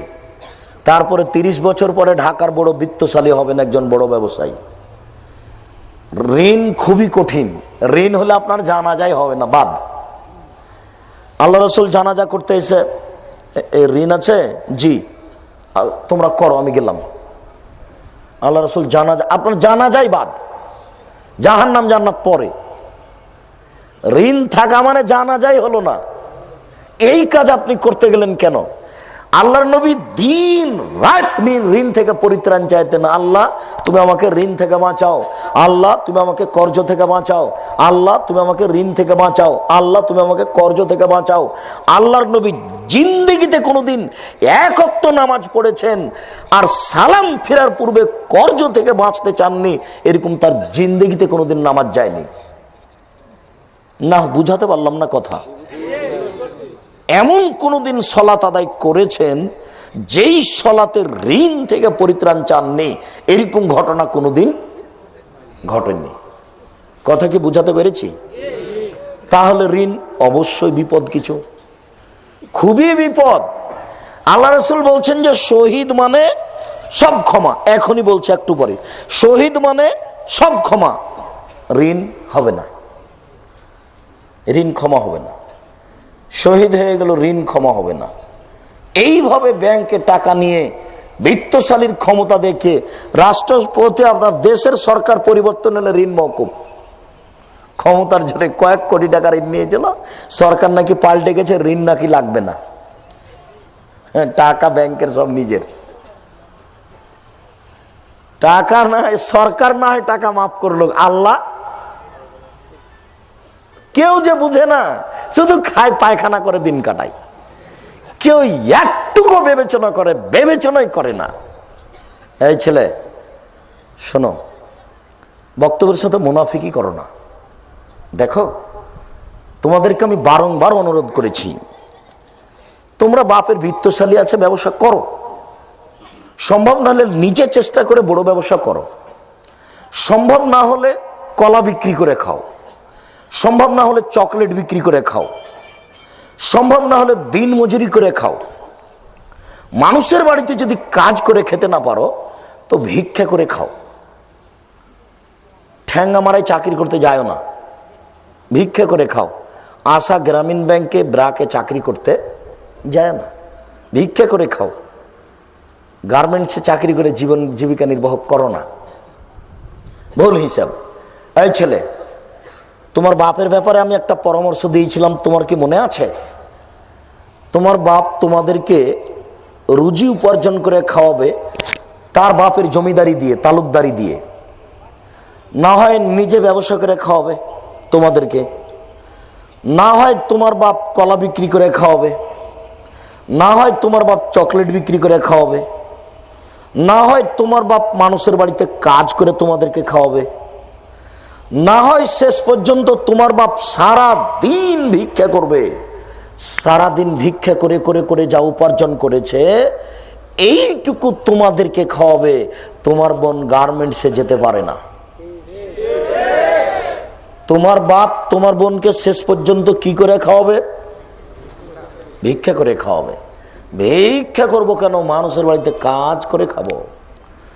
আব্দুর রাজ্জাক সাহেব ভিক্ষার কথাটা বলেছেন শেষ পর্যায়ে গিয়ে। তিনি ভিক্ষা করার কথাটা বলেছেন তুচ্ছ করে। ভিক্ষা করে খাবো কেন? আমি বলেছি যে ফার্নিচার তোমার শ্বশুর দিবে কেন? বাপ বেটা মিলে ভিক্ষা করো, ভিক্ষা করে করে টাকা জমা করে ফার্নিচার কিনে বিবাহ করো। বোকা ছেলে, কি করে তুমি বুঝলে যে তোমার শ্বশুর তোমাকে ফার্নিচার দিবে? তোমার লজ্জা হয় না কেন? তোমার বাপ বেটার শরম হয় না কেন? কি করে তুমি তার কাছে ফার্নিচার চাইলে? তুমি তো বলতে পারতে, আব্বা 25 বছর যাবৎ মেয়েটাকে লালন পালন করে উচ্চশিক্ষা দিয়ে আমার হাতে তুলে দিয়েছেন, আমি আপনার কি শুকরিয়া আদায় করি। আমি মানুষের বাড়িতে কাজ করে খাই, আপনার জন্য একটা লুঙ্গি কিনে নিয়ে এসেছি, এইটা আপনি উপহার নেন।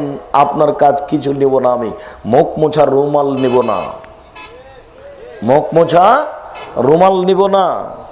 যদি টাকা নিয়ে থাকো শ্বশুরের কাছে, আগামীকাল সন্ধ্যা হতে হতে ফেরত দিবা।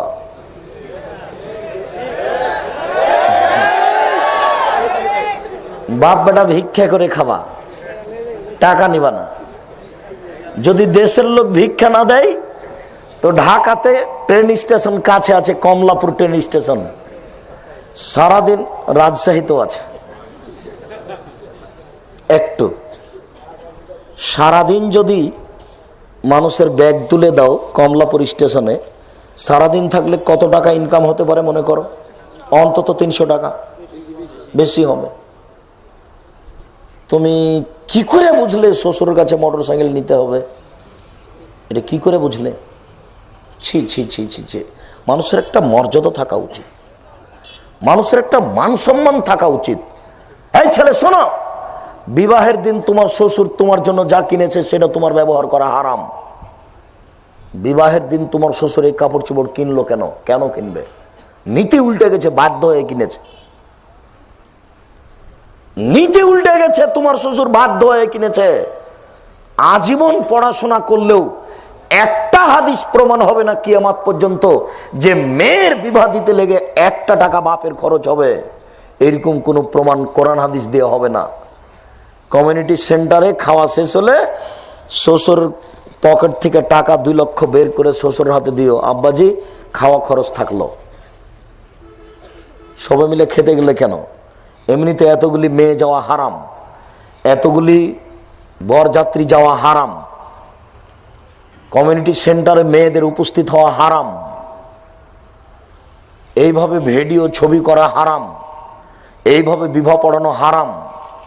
আবার যৌতুক হারাম, এটা হতে পারে কি করে? যৌতুক হারাম, যৌতুক হারাম, যৌতুক হারাম। আগামীকাল সন্ধ্যা হতে হতে টাকা ফেরত দিবে শ্বশুরকে, কোনো পথ নেই, ফেরত দিতেই হবে। শ্বশুরের টাকা ভোগ করা যেমন, গার্মেন্টসে চাকরি করা তেমন। তোমার বাপ শেষ পর্যন্ত ভিক্ষা করে ছেলে মেয়েকে খাওয়াবে। তোমার বোন গার্মেন্টসে যেতে পারে না, অসম্ভব, তোমার বাপ দায়িত্বের কারচুপি করেছে। বলছিলাম সম্মানিত উপস্থিতি, রাসূল সাল্লাল্লাহু আলাইহি সাল্লাম বললেন, ঋণ থেকে আমাকে রক্ষা করো, জিন্দেগিতে যেন ঋণ না হয়।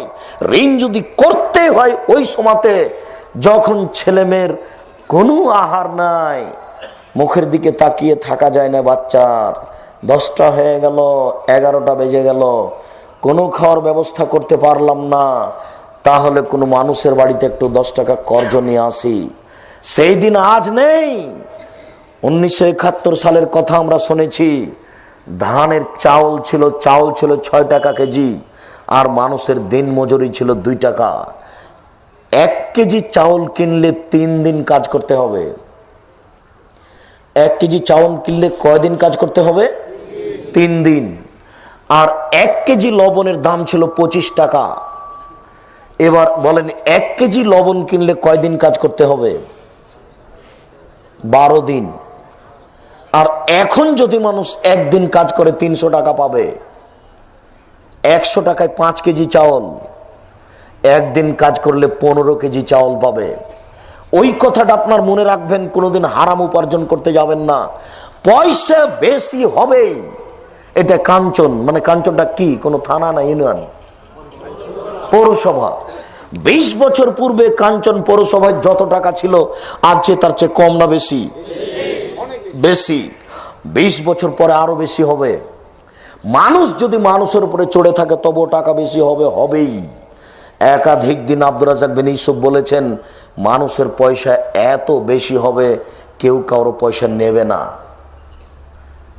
দান খায়রাত যার কাছে করতে যাবেন, বলবেন যে ভাই আপনার জন্য একটু দান নিয়ে এসেছিলাম, তখন বললো না না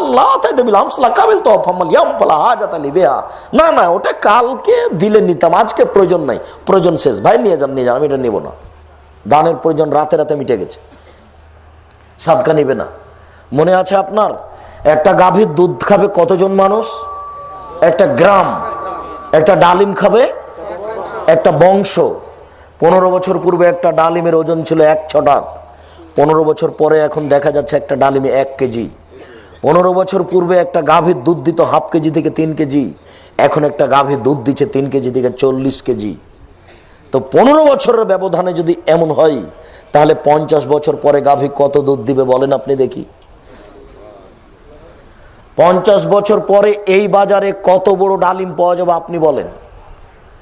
5 বছর পূর্বে এই বড়ইগুলো, কুল বড়ই বলছেন, এত বড় বড় কোথায়? আর এত বড় পেয়ারা ছিল কোথায় 5 বছর পূর্বে? আপনি বুঝতে পারছেন না কিভাবে টাকা মানুষের বেশি হয়ে যাচ্ছে।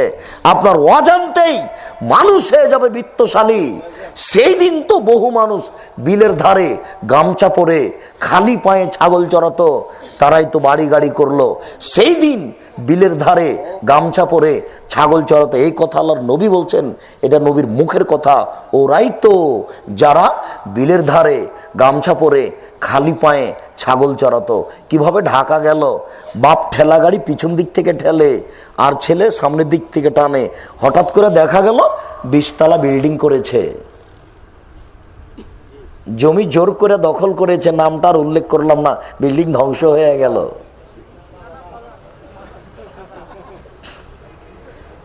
এরকম হাজারো সাবধান থাকুন। কর্জ থেকে বেঁচে থাকবেন, মূল কথা ভুলে যাবেন না। আল্লাহ রাসূল দিন রাত কর্জ থেকে পরিত্রাণ চাইতেন।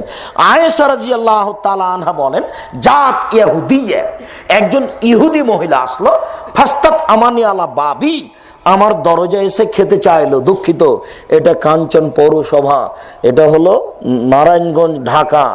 ঢাকার একটা অংশ যেগুলো নারায়ণগঞ্জ, নরসিংদী, কুমিল্লা, ওইদিকে আপনার সাতক্ষীরা, খুলনা, বাগেরহাট, এইসব জেলাগুলির আমি বিষয়টা বুঝতে পারি না। আপনাদের বাড়ির চতুর্দিক ঘেরা নাই কেন? আমি বুঝলাম না, কি ভিক্ষা করে তো খান না কেউ, সবারই তো টাকা বেশি। বিশেষভাবে নরসিংদী, নারায়ণগঞ্জে টাকা বেশি। নারায়ণগঞ্জ মানে ধনী, কোটি টাকার মালিক সবাই। তা আচ্ছা, বাড়ি, আচ্ছা কোথায় আপনার বাহির দরজা? কেন কথাটা মনে পড়লো জানেন? আয়েশা রাদিয়াল্লাহু তাআলা আনহা বলেন, একজন ভিক্ষিকা আমার দরজা এসে খেতে চাইলো। তার মানে আয়েশার স্বামী গরিব মানুষ, কত কত দিন যায় অনাহারে, তাই না? ওই খন্দকের যুদ্ধে দাঁড়ালেন তো জাবের বলছেন, দেখলাম দুইটা পেটে পাথর বাঁধা আছে, ক্ষুধার্ত মানুষ। দৌড়িয়ে বাড়িতে গেলাম, স্ত্রীকে বললাম কোনো খাওয়ার ব্যবস্থা আছে? না তো, একটা এই 1 কেজি মতো আটা আছে, 2-3 জনের হবে, একটা ছোট্ট ছাগলের বাচ্চা আছে। আচ্ছা ওটা রেডি করো, ওটা রেডি করো। আল্লাহ রাসূল কি অবস্থায় দেখেছি, পেটে পাথর বাঁধা ছিল। আমি গিয়ে বললাম, আল্লাহর নবী, গর্তের মধ্যে একটা পাথর দেখা দিয়েছে, সেই পাথরটা বিশাল, নড়ানো যায় না, তো সেটা কি করা যায়, আপনি চলেন। তো আল্লাহ রাসূল বলেন, আচ্ছা ঠিক আছে তাই, এবার উঠেন। বসেছিলেন, কিন্তু যখনই উঠতে গেছেন তখনই সাহাবীগণ দেখে নিয়েছেন যে পেটে পাথর বাঁধা আছে, মানে ক্ষুধার্ত অবস্থায় পাথর বেঁধে নিজেকে একটু মজবুত করে রেখেছেন। তো গিয়ে নেমে কুদালের বাড়ি মারলেন পাথরটার উপরে, গোটা পাথরটা ধুলা হয়ে গেল। আলো দেখা দিল, তাতে উনি বুঝলেন এই যে আলো, একদিন জয় হবে ইরাক, একদিন জয় হবে ইরান। সেদিন তিনি বলে দিলেন এই কথা। সাহাবী অবস্থা দেখে দৌড়িয়ে বাড়িতে গেলেন, এই ঘটনা। তারপরে আল্লাহ রাসূলকে চুপে চুপে বলছেন, আমার বাসায় যেতে হয়, একটু বাসায় খাওয়ার ব্যবস্থা করা হয়েছে। যে এই কথা বলা তেমন, শোনো খন্দকের খননকারী সৈন্যগণ, শোনো, জাবেরের বাসায় চলো দাওয়াত খেতে। এইবার স্বামী বাড়ি থেকে স্ত্রীকে বলছেন, হলো ঘটনা কি? আরে সব ধ্বংস হয়ে গেল। কি হয়েছে? আরে তুমি তো আমাকে বললে যে আল্লাহ রাসূলকে শুধু বলিও, তা আমি আল্লাহ রাসূলকে বলেছি, আল্লাহ রাসূল এভাবে বললেন। তখন স্ত্রী বলছে, কিসের চিন্তা? আপনি দাওয়াত যাকে দিয়েছেন তার জন্য খানা বানাবো, উনি যাদেরকে দাওয়াত দিয়েছেন সেটা উনি বুঝবেন। সেই চিন্তা আমাদের, সেই চিন্তা কোনো আমাদের, সেই চিন্তা তো আমাদের নয়। বলেন, এই শোনো জাবের, খাদ্য পানি সব রেডি করে রাখো, আমি যাওয়ার পরে 10 জন 20 জন 100 জন করে 10 জন করে বসালেন আর উঠিয়ে দিলেন। ওই খাদ্য দিতে থাকলেন। সব মানুষের খাওয়া হয়ে গেল, 1000 মানুষ ছিল। তারপরে দেখা গেল খানা যা ছিল তাই আছে। ওটা তো মানে মজা। ওটা 1000 কেন, ওটা ওই সময়তে পৃথিবীর মানুষ যদি সবাই খায় শেষ হবে না। মুসা আলাইহিস সালাম তো লাঠিটা ছাড়তে বলেছেন, মুসার তো ওটা লাঠি নয়, ওটা মজা। এখন মাঠে ফেরাউনের যদি 5000 সাপ থাকে, 5000 কেন, সারা পৃথিবী যদি পূর্ণ করা হয় সাপ দিয়ে, আর এই লাঠি সাপ ধরে খেয়ে নিবে, একটা সাপ যদি বাদ থেকে যায় তাহলে আল্লাহর শক্তি দুর্বল। বুঝাতে পারলাম না কথা? তার মানে একটা সাপও বাদ পড়বে না, একবারই সব ধরে নেবে। এটা তো সাপ নয়, এটা হলো আল্লাহর শক্তি, এটা হলো মুজিজা, এর নাম অলৌকিক ক্ষমতা, এর নাম অলৌকিক ক্ষমতা। আল্লাহ রাসূল 10 জন মানুষ কেন, ওই সময়তে সারা পৃথিবীর মানুষ যদি খায় তো যা আছে তাই থাকবে। সম্মানিত দিনী ভাই, কথা শেষ হয়নি। আপনার বাড়ি ঘেরা নাই কেন? আগামীকাল সন্ধ্যা হতে হতে জমিদার মানুষ, ইট দিয়ে ঘেরতে হবে, সম্ভব না হলে চটছালা দিয়ে ঘেরতে হবে। একটু লজ্জা করেন, দেখেন সবচেয়ে গরিব মানুষ আবু হুরায়রা রাদিয়াল্লাহু তাআলা আনহু, তার মা খুব গালি দেয়। আবু হুরায়রা কত গরিব একটু বলেনি। আবু হুরায়রা বলছেন, আমার যখন খুব বেশি ক্ষুধা লাগে তখন আমি মসজিদের নববীতে পেটটা চাপা দিয়ে উপর হয়ে শুয়ে থাকি, মানুষ আমার পিঠের উপরে পা দিয়ে লাথি মেরে চলে যায়, মানুষ আমাকে মানুষই মনে করে না। এরপরে যখন খুব বেশি ক্ষুধা লাগে তখন একে ওকে জিজ্ঞাসা করি, আপনি কি এই হাদিসটা জানেন? আপনি কি এই হাদিসটা জানেন? কেন বলি, কোনো ফাঁকে যদি আমাকে বলে যে আবু হুরায়রা তুমি কি খেয়েছো, তখন আমি বলবো না, তখন আমাকে খেতে নিয়ে যাবে। কাউকে কোনো সময় বলতেন না আমি একটু ক্ষুধার্ত, খাওয়ার ব্যবস্থা করেন না, এটা বলতেন না কাউকে কোনো সময়। খুব বেশি ক্ষুধা লাগলে মানুষকে বলে বেড়াতেন এমনিতেই। কেন? কোনো ফাঁকে যদি ওকে বলে যে আবু হুরায়রা তুমি তো হাদিসের কথা বলছো, কিন্তু তুমি কি খেয়েছো? বেশি ক্ষুধা লাগলে উঠে ওই কোনায় লোককে গিয়ে বলতেন, আপনি কি এই হাদিস জানেন? আপনি কি এই হাদিস জানেন? না জানলে বলবে। তো কোনো ফাঁকে যদি বলে আবু হুরায়রা তুমি কি খেয়েছো, তখন আমি বলবো না, তখন আমাকে খেতে নিয়ে যাবে। তার মানে মাদবাক তো নাই, মানে হোটেল তো নাই, হোস্টেল তো নেই, কোথায় খাওয়া, কোথায় এমনিতে দিন কাটে। এইভাবে তিনি দিন কালাতিপাত করেছেন। একদিন এসে বলছেন, আল্লাহ রাসূল, আমার মা আপনাকে এতই গালি দেয়, আমার মায়ের জন্য একটু দোয়া করেন তো আল্লাহ রাসূল। তখন আল্লাহ রাসূল বললেন, আল্লাহুম্মা হাদে উম্মা আবি হুরায়রা, আল্লাহ তুমি আবু হুরায়রার মাকে হেদায়েত দান করো। এই কথাই শেষ। ওই বড় বক্তার বক্তৃতা আছে, উনি এখন দৌড়িয়ে চলে যাচ্ছেন, দোয়া আগে কবুল হয় না, উনি আগে পৌঁছেন। এইগুলো কথা কিন্তু হাদিসে নাই। এখন উনি চলে গেলেন বাড়িতে দেখছেন দরজা বন্ধ। কান লাগে দেখছেন যে মা যেন পানি নিয়ে নাড়াচাড়া করছে, কি যেন করছে তার মা। তার মানে তার মা গোসল করছে, ওইদিকে দোয়া কবুল হয়ে গেছে, দোয়া কবুল হয়ে গেছে। এবার দরজাটা খুলতে দেখে তার মায়ের মাথায় কাপড় নেই। মুসলিম গ্রন্থে এসেছে তার মায়ের মাথার কাপড় নেই। আবু হুরায়রা তার মায়ের মাথাতে কাপড় নেই কথা বললেন কেন? তার মানে হিন্দু মাও ছেলের সামনে আসতেন মাথায় কাপড় দিয়ে। হঠাৎ করে দরজা খুলে দিয়েছেন, মায়ের মাথায় কাপড় নেই, এই কথা আবু হুরায়রা নকল করছেন। তার মানে হিন্দু মাও মাথায় কাপড় দিয়ে থাকতেন। বুঝাতে পারলাম না কথা? তোমার মা তোমার সামনে মাথায় কাপড় রাখবে না, গায়ে কাপড় রাখবে না, এটা ঠিক নয়। তোমার মা মহিলা মানুষ আর তুমি পুরুষ মানুষ। তোমার মাকে গায়ে কাপড় দিয়েই থাকতে হবে তোমার সামনে। এরপরে দরজা খুলেই দেখলেন যে মায়ের মাথায় কাপড় নাই।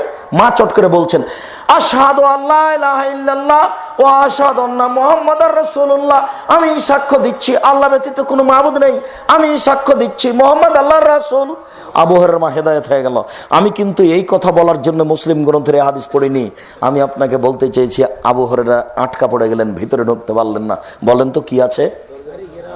বাড়ি দরজা আছে, সবচেয়ে গরিব মানুষ। এই ছেলে বলো, এই তুমি বলো, তোমার বাপ আবু হুরায়রার চেয়ে বেশি গরিব না কম গরিব? বলো তুমি। বেশি গরিব। আবু হুরায়রা বেশি গরিব। তোমার বাপ আবু হুরায়রার চেয়ে ধনী? অবশ্যই। তাহলে আবু হুরায়রার মতো গরিব মানুষের বাড়িটা কি করা আছে? ঘেরা আছে, দরজা আছে। দেখো তোমাদের এলাকার এই কাঞ্চনের শতকরা 90টা বাড়ি জায়েজ নয়। আমরা যদি তোমাদের বাড়িতে আসি তো আমরা ওইভাবে থাকবো ট্রেন স্টেশনে যেভাবে থাকি। তার মানে তোমাদের বাড়িটা আমাদের কাছে কমলাপুর ট্রেন স্টেশন। তোমাদের বাড়ির আমরা 5 পয়সা দাম দিনে। একটু লজ্জা করো, শরম করো, বাড়ি ঘেরো। তোমার মাকে বলো আগামীকাল সন্ধ্যা হতে হতে বাড়ির চতুর্দিক ঘেরতে হবে। একটা দরজা রাখবা। দরজা যদি করতে না পারো, দুই দিকে দুটো বাঁশ খাড়ো করবা, ওপরে একটা বাঁশ দিবে, নিচে একটা কাপড় ঝুলিয়ে দাও। তোমার মা যখন রাত্রে শুইতে যাবে তখন বিসমিল্লাহ বলে এই পর্দার নিচে একটা খড়ি, এত বড় খড়ি, বিসমিল্লাহ বলে রেখে দিবে। আল্লাহ নবী বলেছেন এই দরজা দিয়ে সকাল পর্যন্ত কোনো শয়তান ঢুকতে পারবে না। তোমার মাকে বলেছিলাম যে তোমার মা বাল্ব অফ করতে জানে না। বুখারীর হাদিস, আল্লাহ রাসূল বলছেন অতফিউসরাজাক মজকুরুল্লাহ, বিসমিল্লাহ বলো, বাল্ব অফ করো, বন্ধ করো। তোমার মাকে আজকে বলিও, আম্মা আপনি 30 বছর থেকে এই সংসারে আছেন, কোনোদিন বাল্বটা অফ করার সময় বিসমিল্লাহ বলেছেন? আপনাকে বলবেন না রে বেটা, তো কোনোদিন তো বলিনি এই কথা, কোনোদিন বলে না। তোমার মা জানালা বন্ধ করার সময় বিসমিল্লাহ বলে না, দরজা বন্ধ করার সময় বিসমিল্লাহ বলে না। তোমার মা তোমার ছোট ভাইকে দুধ খাওয়াতে জানে না। তোমার মা যতবার তোমার ছোট ভাইকে দুধ খাওয়াবে ততবার তোমার মাকে বিসমিল্লাহ বলতে হবে। যদি তোমার মা বিসমিল্লাহ না বলে তাহলে এ দুধ শয়তান খাবে, নিশ্চিত খাবে, অবধারিত খাবে। আল্লাহর নবী বলেছেন খাবে, অতএব খাবেই খাবে। আল্লাহ রসুল বলেছেন যে খাদ্যের উপরে বিসমিল্লাহ বলা হয় না সে খাদ্য শয়তান খায়। তাহলে তোমার মা যতবার বাচ্চাকে দুধ খাওয়াবে ততবার তোমার মাকে কি বলতে হবে? বিসমিল্লাহ বলতে হবে। তোমার মা ভাতের পাতিল থেকে ভাত বের করতে জানে না, সেইটা আবার কি? তোমার মা গামলা থেকে ভাত তুলে দিতে জানে না। আল্লাহ রসুল বলছেন কুলমিন জাওয়ানে বেহলা তা কুলমিন অস্তেহা ফাইনাল বারাকাতা তানজুলু ফি অস্তেহা, তোমরা পাশ থেকে খাও, মধ্যে থেকে খেও না, কেননা মধ্যে বরকত নাজেল হয়। তোমার মা যদি চামচটা ভাতের পাতিলের মাঝামাঝিতে ডুমাই, পাতিলের বরকত কমবেই। আর যদি পাতিলের এক পাশে ডুবাই তাহলে ভাত বরকত বেশি হয়ে যাবে। গামলার এক পাশে যদি চামচ ডুবাই তাহলে গামলার ভাতে বরকত বেশি হয়ে যাবে। তোমাদের বাড়ি তো ফকির খেতেই পায় না, তো তুমি বুঝবে কি যে বরকত আর অবরকত?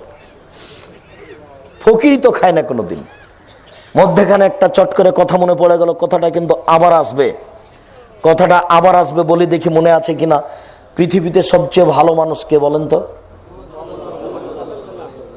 এইটা জিজ্ঞাসা করিনি। ফকির মিসকিন দুস্থ গরিবকে যে খেতে দেয়, যারা যে নয় বলতে একটু ভুল হয়েছে, পৃথিবীতে সবচেয়ে ভালো মানুষ কারা? যারা ফকির মিসকিন দুস্থ গরিবকে খেতে দেয়। আল্লাহ রসুলকে জিজ্ঞাসা করে, আল্লাহ রসুল আইউল ইসলামে খায়ের, আল্লাহ রসুল ইসলামে কোনটা কাজ ভালো, ইসলামের সবচেয়ে ভালো মানুষ কে? আল্লাহ রসুল বলেন তো মুসলমান হওয়ার পরে সবচেয়ে ভালো কাজ কি? আল্লাহ রসুল বলেন তো মুসলমান হওয়ার পরে সে কে সবচেয়ে ভালো মানুষ? তখন আল্লাহ রসুল বললেন যে দুস্থ গরিবকে খেতে দেয় যে সেই ভালো মানুষ, আর দুস্থ গরিবকে খেতে দেওয়া হচ্ছে সবচেয়ে ভালো কাজ পৃথিবীতে। তাহাজ্জুদ সবচেয়ে ভালো কাজ নয়, হজ করা সবচেয়ে ভালো কাজ নয়, কোটি টাকা দান করা সবচেয়ে ভালো কাজ নয়, দুস্থ গরিব ফকির মিসকিনকে খেতে দেওয়া হচ্ছে জীবনে মানুষের সবচেয়ে ভালো কাজ। এই কথাটা একটু পরে আবার আসবে। এবার ভিক্ষিকে দরজায় দাঁড়ালো, ভিক্ষিকে দরজায় দাঁড়িয়ে বলছে, আত'ইমুনি আদাকুমুল্লাহু মিন আযাবিল কবর মিন ফিতনাতিদ দাজ্জাল।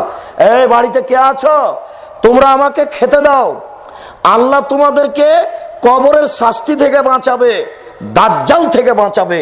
এই পর্যন্ত বলতে আয়েশা বলছেন, লাজাল আহাবে সোহা, আমি তাকে আটকে দিলাম, হাত্তা আতা রাসূলুল্লাহ সাল্লাল্লাহু আলাইহি ওয়াসাল্লাম, আল্লাহ রাসূল আসবেন, আমি বলবো মা কালাতুল ইয়াহুদিয়া, আল্লাহ রাসূল ইহুদি মহিলা কি বলে, ইহুদি মহিলা কি বলে? তা আল্লাহ রাসূল আসলেন, বললেন মা কালাতুল ইয়াহুদিয়া, ইহুদি কি বলছে?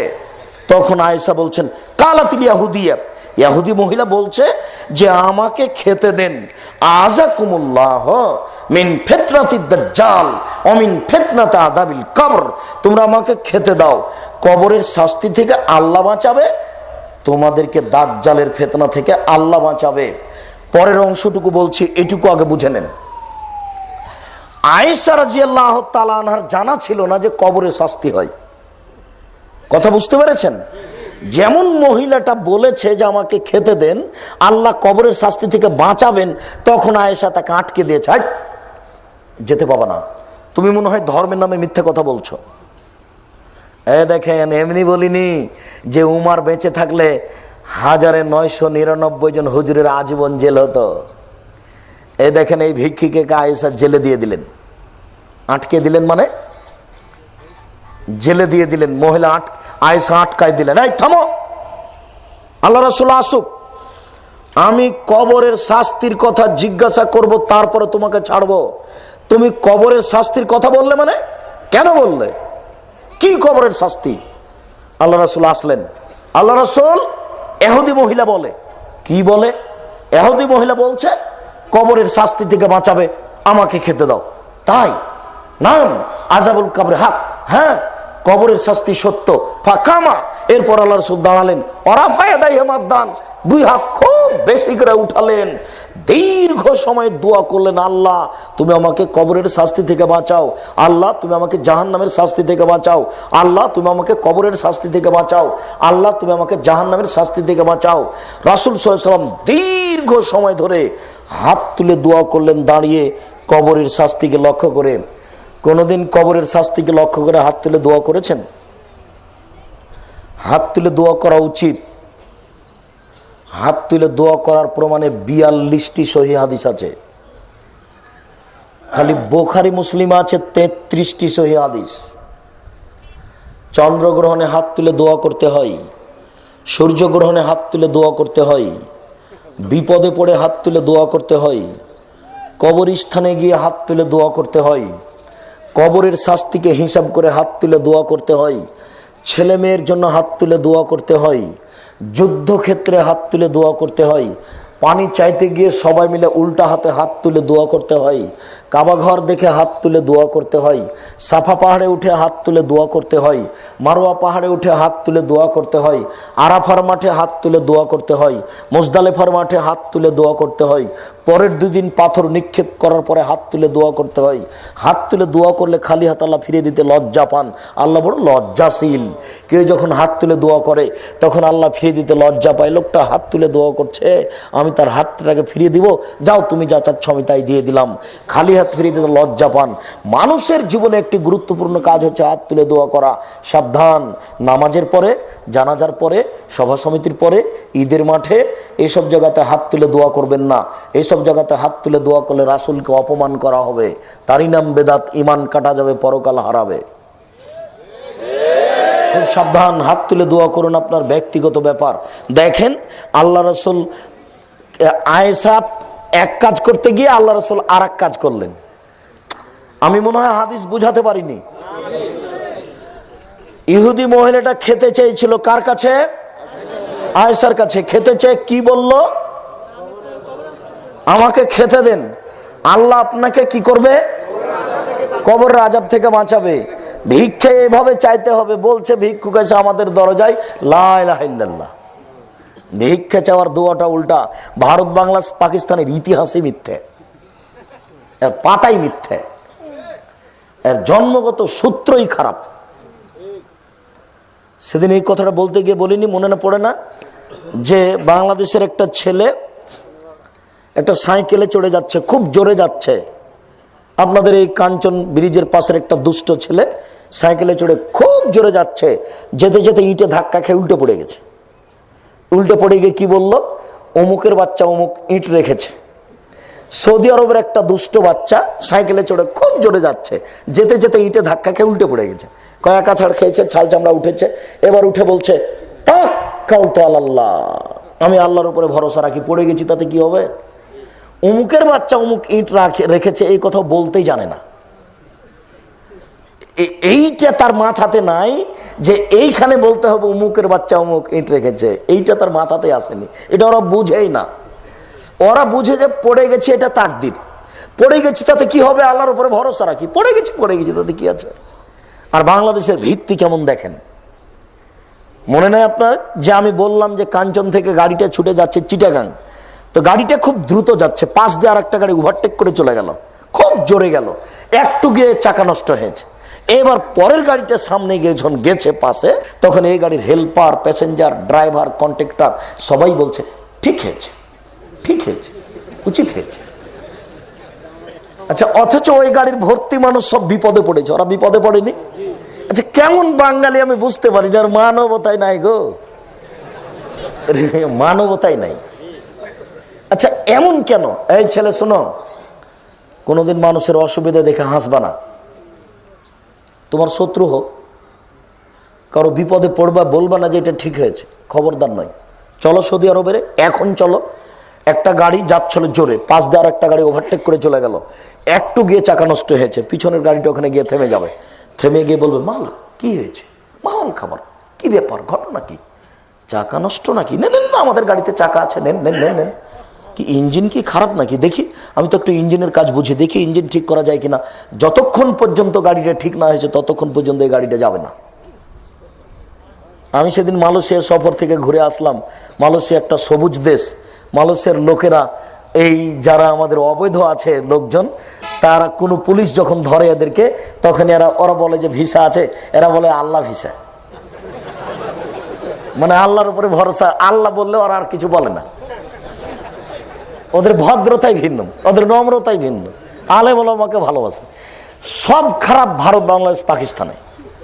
আপনি অবাক হবেন, এদের আচরণ তাদের কাছে এত ঘৃণিত যে আপনি তো এখানে বসে আছেন দুবাই স্টেতে বিমানবন্দরে, বা আপনার ওই এরকম কোনো বিমানবন্দরে, সৌদি বিমানবন্দরে, তো পুলিশেরা এসে আপনাকে পা দিয়ে বলবে, লাথি মেরে, যে এখান থেকে ওখানে গিয়ে বসে। হা দিয়ে বলে না, পা দিয়ে লাথি মেরে বলে যে এখান থেকে ওখানে যাও। আর কাজের সময় হয়ে গেছে, 8টাতে কাজ শুরু করবেন, তো 8:05 বেজে গেছে, আপনি খাচ্ছেন। তো যারা ম্যানেজার আরবি, তারা এসে ভাতে প্রথমে থুথু দিবে, আর মুখে বলবে হারাম, আর পিছনে মারবে লাথি, বলবে যে এখন ভাত খাওয়া হারাম। ভাতে থুথু দিবে আর পিছনে লাথি মারবে। বাঙালি তো 8 ঘন্টার জায়গাতে 4 ঘন্টা ডিউটি করে টাকা নেই, আর ওখানে গেলে ঠিকই আছে। ভাতে থুথু দিয়েছে মানে ভাত ফেলে এখন কাজে যেতে হবে। 8টা বেজে গেছে, খাচ্ছ কেন? খাওয়া হারাম।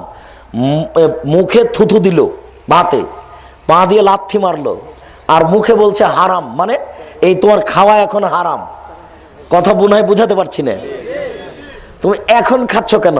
আর আপনি বলছেন যে কত বড় অমানুষ, আমার ভাতে থুথু দিয়ে দিল। ও বলছে যে আর ভাতই তো হারাম, তে ভাত খাবে কেন? সেই জন্য ভাতে থুথু দিয়েছে। কোনটাকে বুঝলো? দেখেন, বাংলাদেশের পাতাই খারাপ। এইরকম হবে কেন? তাওহীদ কেন নাই? কেন বাচ্চাটা বললো যে অমুকের বাচ্চা অমুক ইট রেখেছে? কেন বললো না যে তাওয়াক্কালতু আলাল্লাহ? এই গাড়ির হেল্পার প্যাসেঞ্জার সবাই কেন বললো ঠিক হয়েছে? কেন বলবে?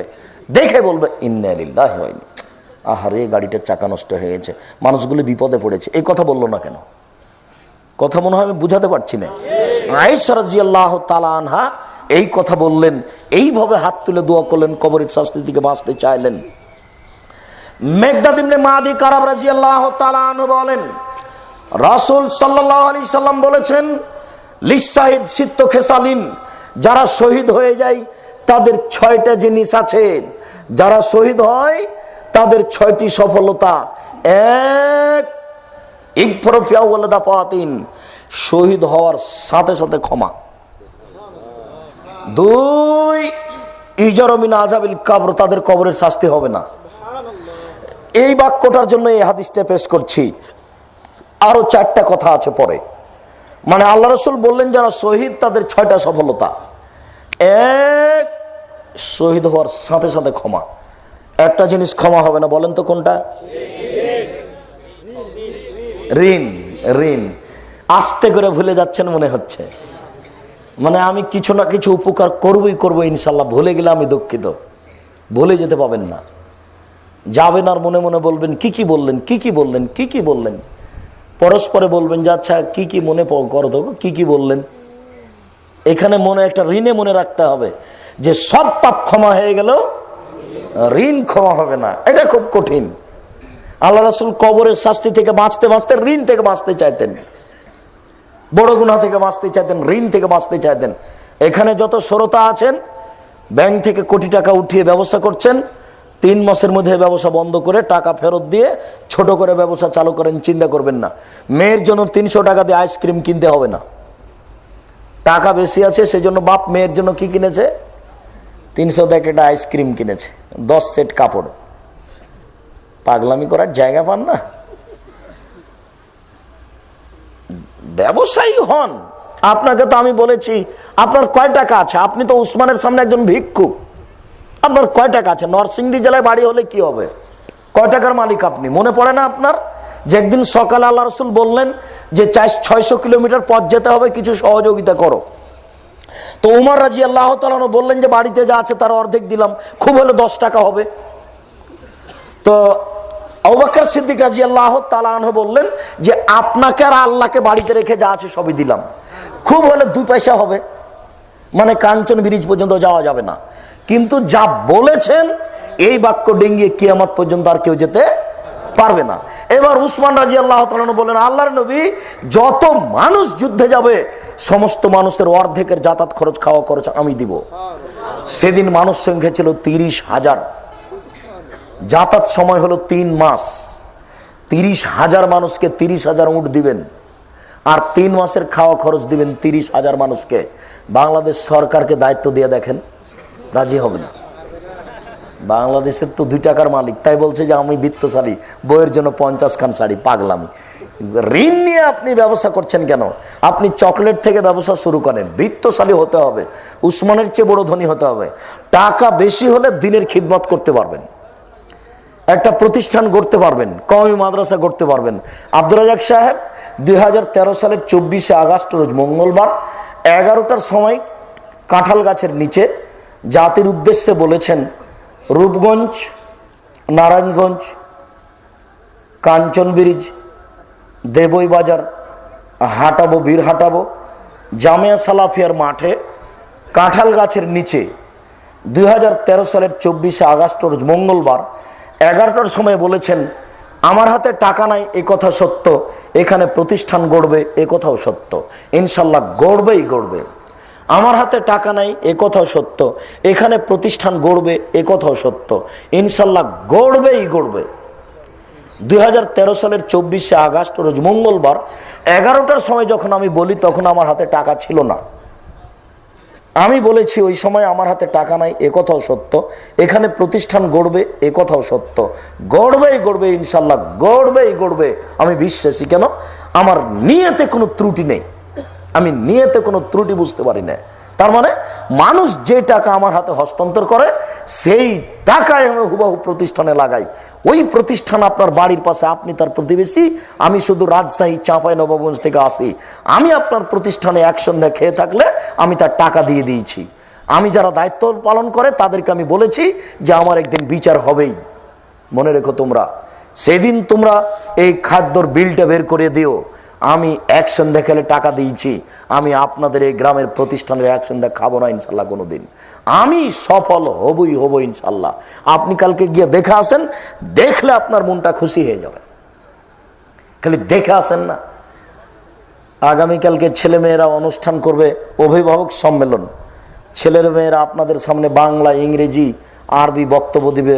অনুষ্ঠানের বিভিন্ন কিছু আপনি দেখতে পাবেন, অবাক হবে না, আপনি পরিবর্তন হয়ে যাবেন এমনিতেই। এটা আমার কিছু কৃতিত্ব নেই, ওটা আপনারই। ওটা রূপগঞ্জের লোকই পয়সা পাতি দিয়েছে, ঢাকার লোকই পয়সা পেতে দিয়েছে, আমার হাতে কোনো বাহিরের টাকা পয়সা আসে না। আমি বিশ্বাসী এখানে ভারত, বাংলাদেশ, পাকিস্তান একটা উন্নত মানের প্রতিষ্ঠান গড়বেই গড়বে ইনশাআল্লাহ, এতে আমি বিশ্বাসী।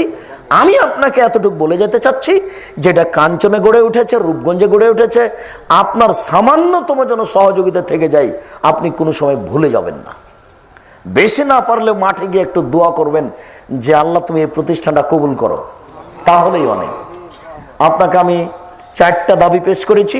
1 নম্বরে বলেছি যে আপনি আল্লাহকে বলবেন, আল্লাহ আব্দুর রাজ্জাক সাহেব যে পদক্ষেপ নিয়েছেন এটা তুমি কবুল করো। 2 নম্বরে বলেছি পরামর্শ দিবেন, পরামর্শ মূল্যায়ন করব।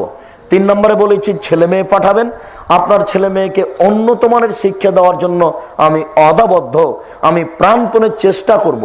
4 নম্বরে বলেছি নবীর চলেনি টাকা পয়সা ছাড়া, আমার চলবে টাকা পয়সা ছাড়া, এ কথা ঠিক নয়। পতিতালয়ের মেয়ে যদি কুকুরকে পানি পান করে জান্নাত পেতে পারে, তাহলে আপনি সঠিক আকীদার প্রতিষ্ঠানে সহযোগিতা করলে আপনি জান্নাত পাবেন ইনশাআল্লাহ, এতে আমি বিশ্বাসী। যে কোনো মূল্যে সাধ্যাতীত এই প্রতিষ্ঠানকে মূল্যায়ন করুন, সহযোগিতা করুন, সাহায্য করুন, পরামর্শ দেন, এটা আমার আন্তরিক অনুরোধ। আপনি অনুরোধ রক্ষা করার চেষ্টা করবেন, আল্লাহ আপনাকে কবুল করুক, আল্লাহুম্মা আমিন। রাসূল সাল্লাল্লাহু আলাইহি সাল্লাম বললেন, যদি শহীদ হয়ে যায় কেউ তাহলে তার কবরের শাস্তি হবে না। তারপরে বললেন তার মাথায় একটা দামি টুপি দেওয়া হবে। 4, 72 জন মেয়ের সাথে তার বিবাহ দেওয়া হবে। 5, 77 জন মানুষের ব্যাপারে বলা হবে যে আপনি সুপারিশ করে এদের জান্নাতে নিয়ে চলে যান যাকে ইচ্ছে। কোথায় একটা ছুটে গেল কি? 1, প্রথমেই ক্ষমা। 2, কবরের শাস্তি মাপ। 3, কিয়ামতের মাঠে কোনো বিপদ হবে না। ও এটা ছুটে গেছিল, কিয়ামতের মাঠে কোনো বিপদ হবে না। এমনি সাধারণত অনুবাদ করলে আগে পিছে হয় না, হয়তো অনেক কথা বলছিলাম সেই জন্য ছুটে গেছে। সাধারণত হাদিসের বাক্যের আগে পিছে হয় না, আলহামদুলিল্লাহ এরকমই আমাকে লাগে আর কি, যখন হাদিস অনুবাদ করা হয় এরকমই মনে হয়। আবু হুরায়রা রাদিয়াল্লাহু তাআলা আনহু বলেন, রাসূল সাল্লাল্লাহু আলাইহি সাল্লাম বলেছেন, মান কাতালাহু বাতনুহু লাইয়াদাবু ফি কবরিহি লাইয়াদাবু ফি কবরিহি, যার পেট তাকে হত্যা করেছে, মানে কি আপনার পেট ব্যথায়, ক্যান্সারে মারা গেছে, পেট ব্যথায় যে মারা যায় তার কবরের শাস্তি হবে না।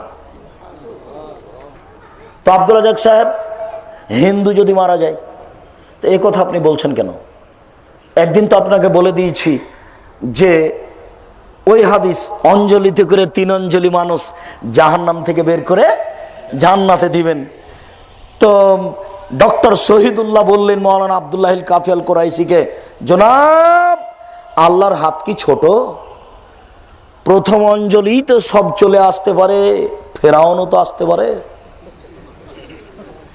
তখন মাওলানা আব্দুল্লাহিল কাফিয়াল কোরাইশি বললেন, যে জনাব ঠিক বলেছেন, আল্লাহর অঞ্জলি ছোট নয়, এ কথাই ঠিক। আল্লাহর অঞ্জলি জাহান্নামের চেয়ে বড়। 3 অঞ্জলি মানুষ তিনি জাহান্নাম থেকে বের করে জান্নাতে দিলেন। 3 অঞ্জলি মানুষ আল্লাহ জাহান্নাম থেকে বের করে জান্নাতে দিলেন। 3 অঞ্জলি মানুষ আল্লাহ জাহান্নাম থেকে বের করে জান্নাতে দিলেন। আল্লাহর অঞ্জলি বড় জাহান্নাম থেকে, এ কথাই ঠিক। মনে রাখবেন, অন্তরে ঈমান থাকবে না যার, অঞ্জলিতে আসার সুযোগ হবে না তার। অন্তরে ঈমান থাকবে না যার, অঞ্জলিতে আসার সুযোগ হবে না তার। অন্তরে ঈমান থাকবে না যার, অঞ্জলিতে আসার সুযোগ হবে না তার। পীর ধরলে ঈমান কেটে যাবে, ইবাদত বাদ দিয়ে জিকির করলে ঈমান কেটে যাবে। শুধু কোরআন মাজিদ যদি মানি, রাসূলকে বাদ দিয়ে ঈমান কেটে যাবে। মাদুলি গলায় ঝুলালে ঈমান কেটে যাবে। শুনুন সম্মানিত দিনী ভাই, পেট ব্যথায় মারা গেলে কবরের শাস্তি মাপ, এ কথা আল্লাহ রাসূল বলেছেন। তাহলে আমরা ধরে নিই, যার কিছু ঈমান থাকবে তার কবরের শাস্তি হবে না, ওই দিয়ে আল্লাহ সব পাপ ক্ষমা করে দিবেন। এইখানে একটা কথা আমার মাথায় আঘাত করছে, মনে আছে কি না? একটা কথাতে আর একটা কথা চলে আসলো মাথায়।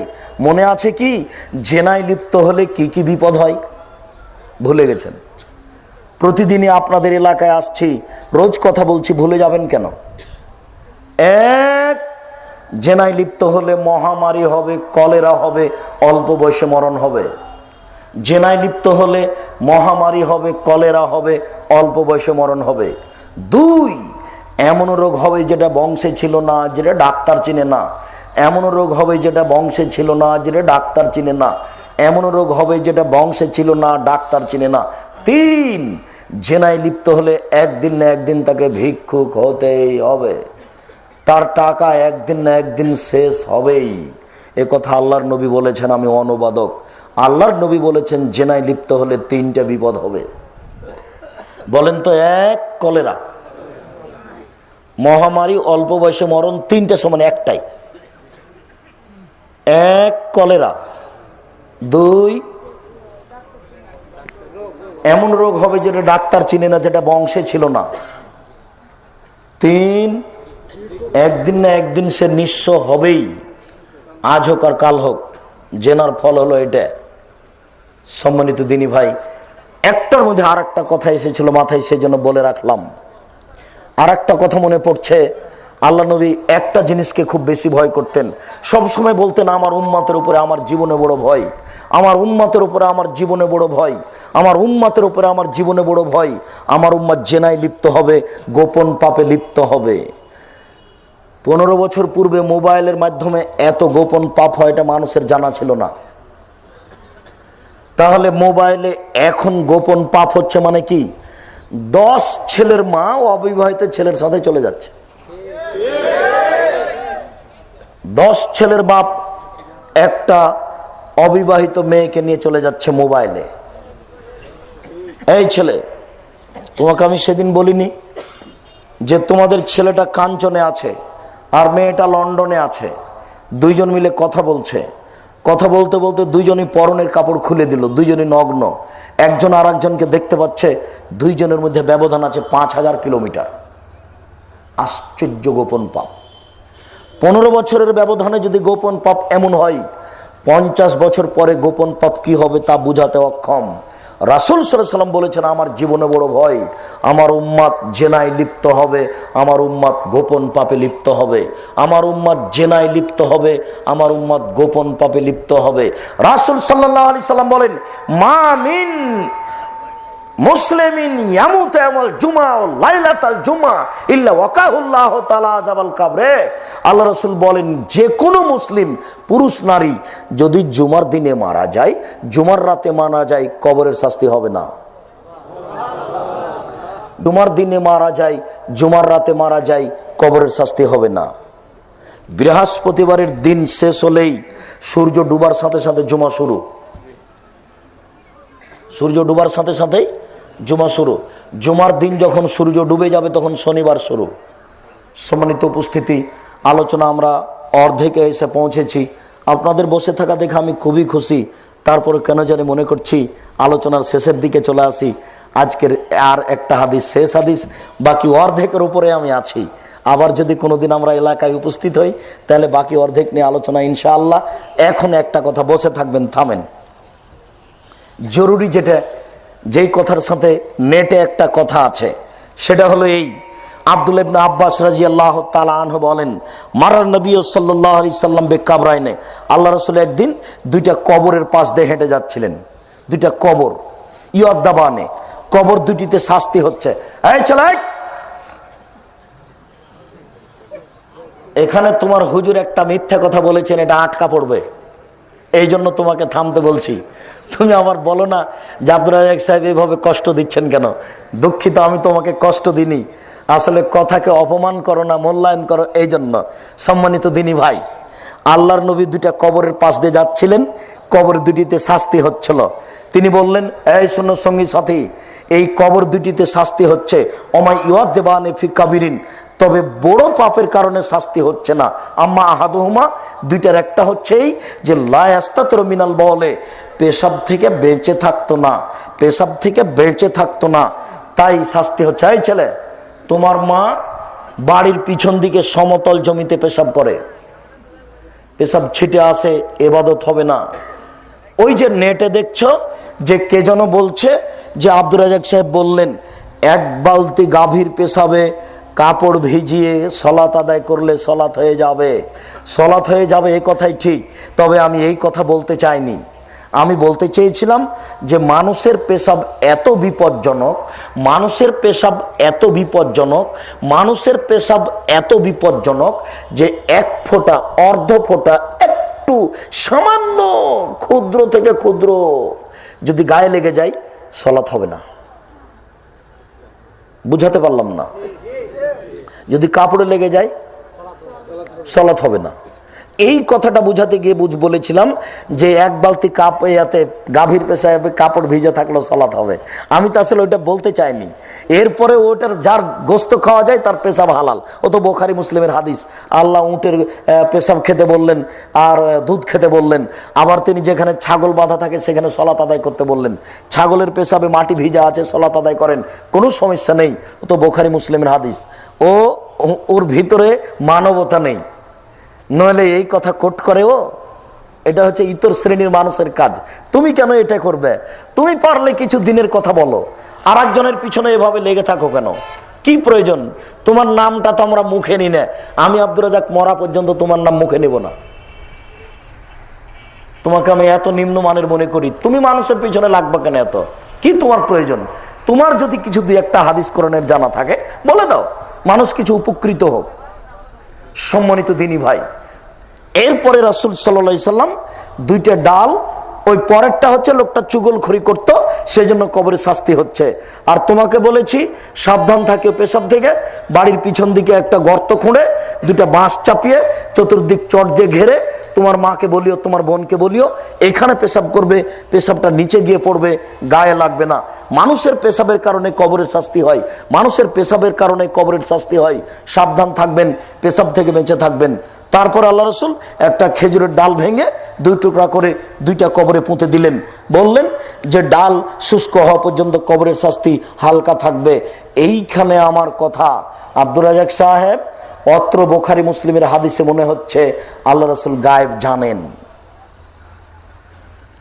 আপনি সেদিন আমাদেরকে জনতা স্কুলে বললেন যে আল্লাহর নবী গায়েব জানেন না, তাতে আপনি আমাদেরকে দলিল হিসাবে দেখিয়েছিলেন যে আল্লাহর নবী জান্নাতে ঘোরার সময়তে দেখলেন একটা সুন্দর টকটকে ঝকঝকে ঘর।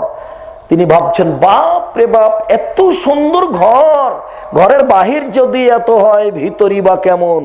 তা একটু দেখার, ঢোকার ইচ্ছা হলো। পাশে একজন বৃদ্ধা, ও বৃদ্ধা বলতে বলো ঘরটি কার? ও ঘরটি উমারের।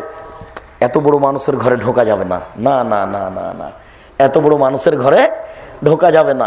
সকালে উমারের সাথে দেখা, উমার জান্নাতে ঘোরার সময়তে জান্নাত যখন আমি পরিদর্শন করি তখন তোমার ঘরটা দেখেছিলাম, আমার মনটা চাইলে একটু ভিতরে ঢোকি, কিন্তু তোমার আত্মমর্যাদাকে লক্ষ্য করে, তোমার মান সম্মানকে লক্ষ্য করে আমি ভিতরে ঢোকিনি। তখন উমার বললেন, আল্লাহ রাসূল আপনি আমার আত্মমর্যাদাকে হিসাব করেন? এই বলে তিনি অঝর নয়নে কাঁদতে লাগলেন। এইটা পেশ করে আমি দেখিয়েছিলাম, এ দেখেন আল্লাহ রাসূল গায়েব জানেন না, এই ঘরটা কার তা নিজে জানেন না। শুধু তাই নয়, আরেকটা বলেছিলাম যে আয়েশা রাদিয়াল্লাহু তাআলা আনহা বলছেন আল্লাহর নবী রাতে এসে আমার বিছানে ধীরে শুয়ে গেলেন, কাপড় চোপড় রেখে দিলেন, জুতা স্যান্ডেল রেখে দিলেন। তিনি ভাবছেন আমি ঘুমিয়ে গেছি, কিন্তু আমি ভান করে ঘুমিয়ে আছি, আমি ঘুমাইনি। আমি দেখবো যে আল্লাহ রাসূল উঠে কোথায় যান, কোন স্ত্রীর কাছে যান, এটা আমি দেখব। আমি ভান করে ঘুমিয়ে আছি। একটু পরে তিনি ভাবলেন আমি ঘুমিয়ে গেছি। তিনি ধীরে উঠলেন, কাপড় চোপড় নিলেন, ধীরে দরজা খুললেন, বাইরে চলে গেলেন, ধীরে দরজা বন্ধ করে চলে গেলেন। আমিও উঠলাম, কাপড় চোপড় নিয়ে বের হয়ে দেখি কোথায় কোথায় ওই যে কবরস্থানে বাকিউল গারকাদে হাত তুলে দোয়া করছেন। 3 বার হাত তুলে দোয়া করলেন, ঘুরে হাঁটলেন, আমিও ঘুরে হাঁটলাম, জোরে হাঁটলেন, আমিও জোরে হাঁটলাম, দৌড়ালেন, আমিও দৌড়ালাম, আমি আগেই বিছানে। তিনি পাশে এসে বললেন কি খবর আয়েশা, মোটা শ্বাস কেন, কি ব্যাপার, মোটা শ্বাস কেন? তখন আয়েশা বললেন আল্লাহর নবী আমি যদি মিথ্যা কথা বলি তো জিবরাইল তো আপনাকে বলে দিবে। আমি আসলে আপনাকে খুঁজছিলাম, আপনি যান কোথায়, আপনি কি রাতে উঠে অন্য কোনো স্ত্রীর বিছানে যান নাকি, এইটা আমি দেখছিলাম, অন্য কিছু আমি দেখিনি। যাক, এদিকে আমার বলার কথা নয়, যেইটুকু বলার কথা সেইটুকু হচ্ছে এই স্ত্রী যে ভান করে ঘুমিয়ে আছেন এটাই জানতে পারলেন না, তো গায়েব জানেন মানে কিছুই জানেন না। এ কথাই ঠিক, গায়েব জানেন না, গায়েব জানেন না, এ কথাই ঠিক। আব্দুর রাজ্জাক সাহেব এইবার বলেন আপনি কবরে শাস্তি হচ্ছে এটা তিনি জানলেন কি করে? কথা মনে হয় বুঝাতে পারছি না। জানানো হয়েছে, মুসলিম গ্রন্থে এসেছে যে আল্লাহ রাসূলকে জানানো হয়েছে যে 2টা কবরে শাস্তি হচ্ছে। এই কথাও তাকে বলা হলো জিবরাইলের মাধ্যমে যে আপনি একটা কাজ করতে পারেন, একটা খেজুরের ডাল ভেঙে 2 টুকরা করে 2টাতে পুঁতে দিলে শুষ্ক হওয়া পর্যন্ত কবরের শাস্তি লাঘব হালকা হবে। এর অর্থ এই নয় যে এখন কবরে খেজুরের ডাল দিতে হবে, এখন কবরে খেজুরের ডাল দেওয়া বিদআত। সাবধান, খেজুরের ডাল পুঁতে দিবেন না, চারিদিকে পুঁতে দিবেন না, মধ্যে পুঁতে দিবেন না, এটা কাবিরা গুনাহ, এটা বিদআত। সাবধান থাকুন সম্মানিত দিনী ভাই। আমরা এই পর্যন্ত আজকে আলোচনা করে আপনাদের প্রতি আমরা খুবই খুশি হয়েছি। আপনাদের শুকরিয়া আদায় করে বলছি আমরা তো চিরদিন থাকবো না। ওই তাফসির কি মিথ্যা হতে পারে ওই বই এখন আছে, জীবনে তাফসির কি মিথ্যা হতে পারে, বইটাতে যা তাফসির আছে সবই মিথ্যা। তাফসির কি মিথ্যা হতে পারে, বইগুলি সংগ্রহ করুন, আর যদি কোনো বই থাকে সংগ্রহ করুন।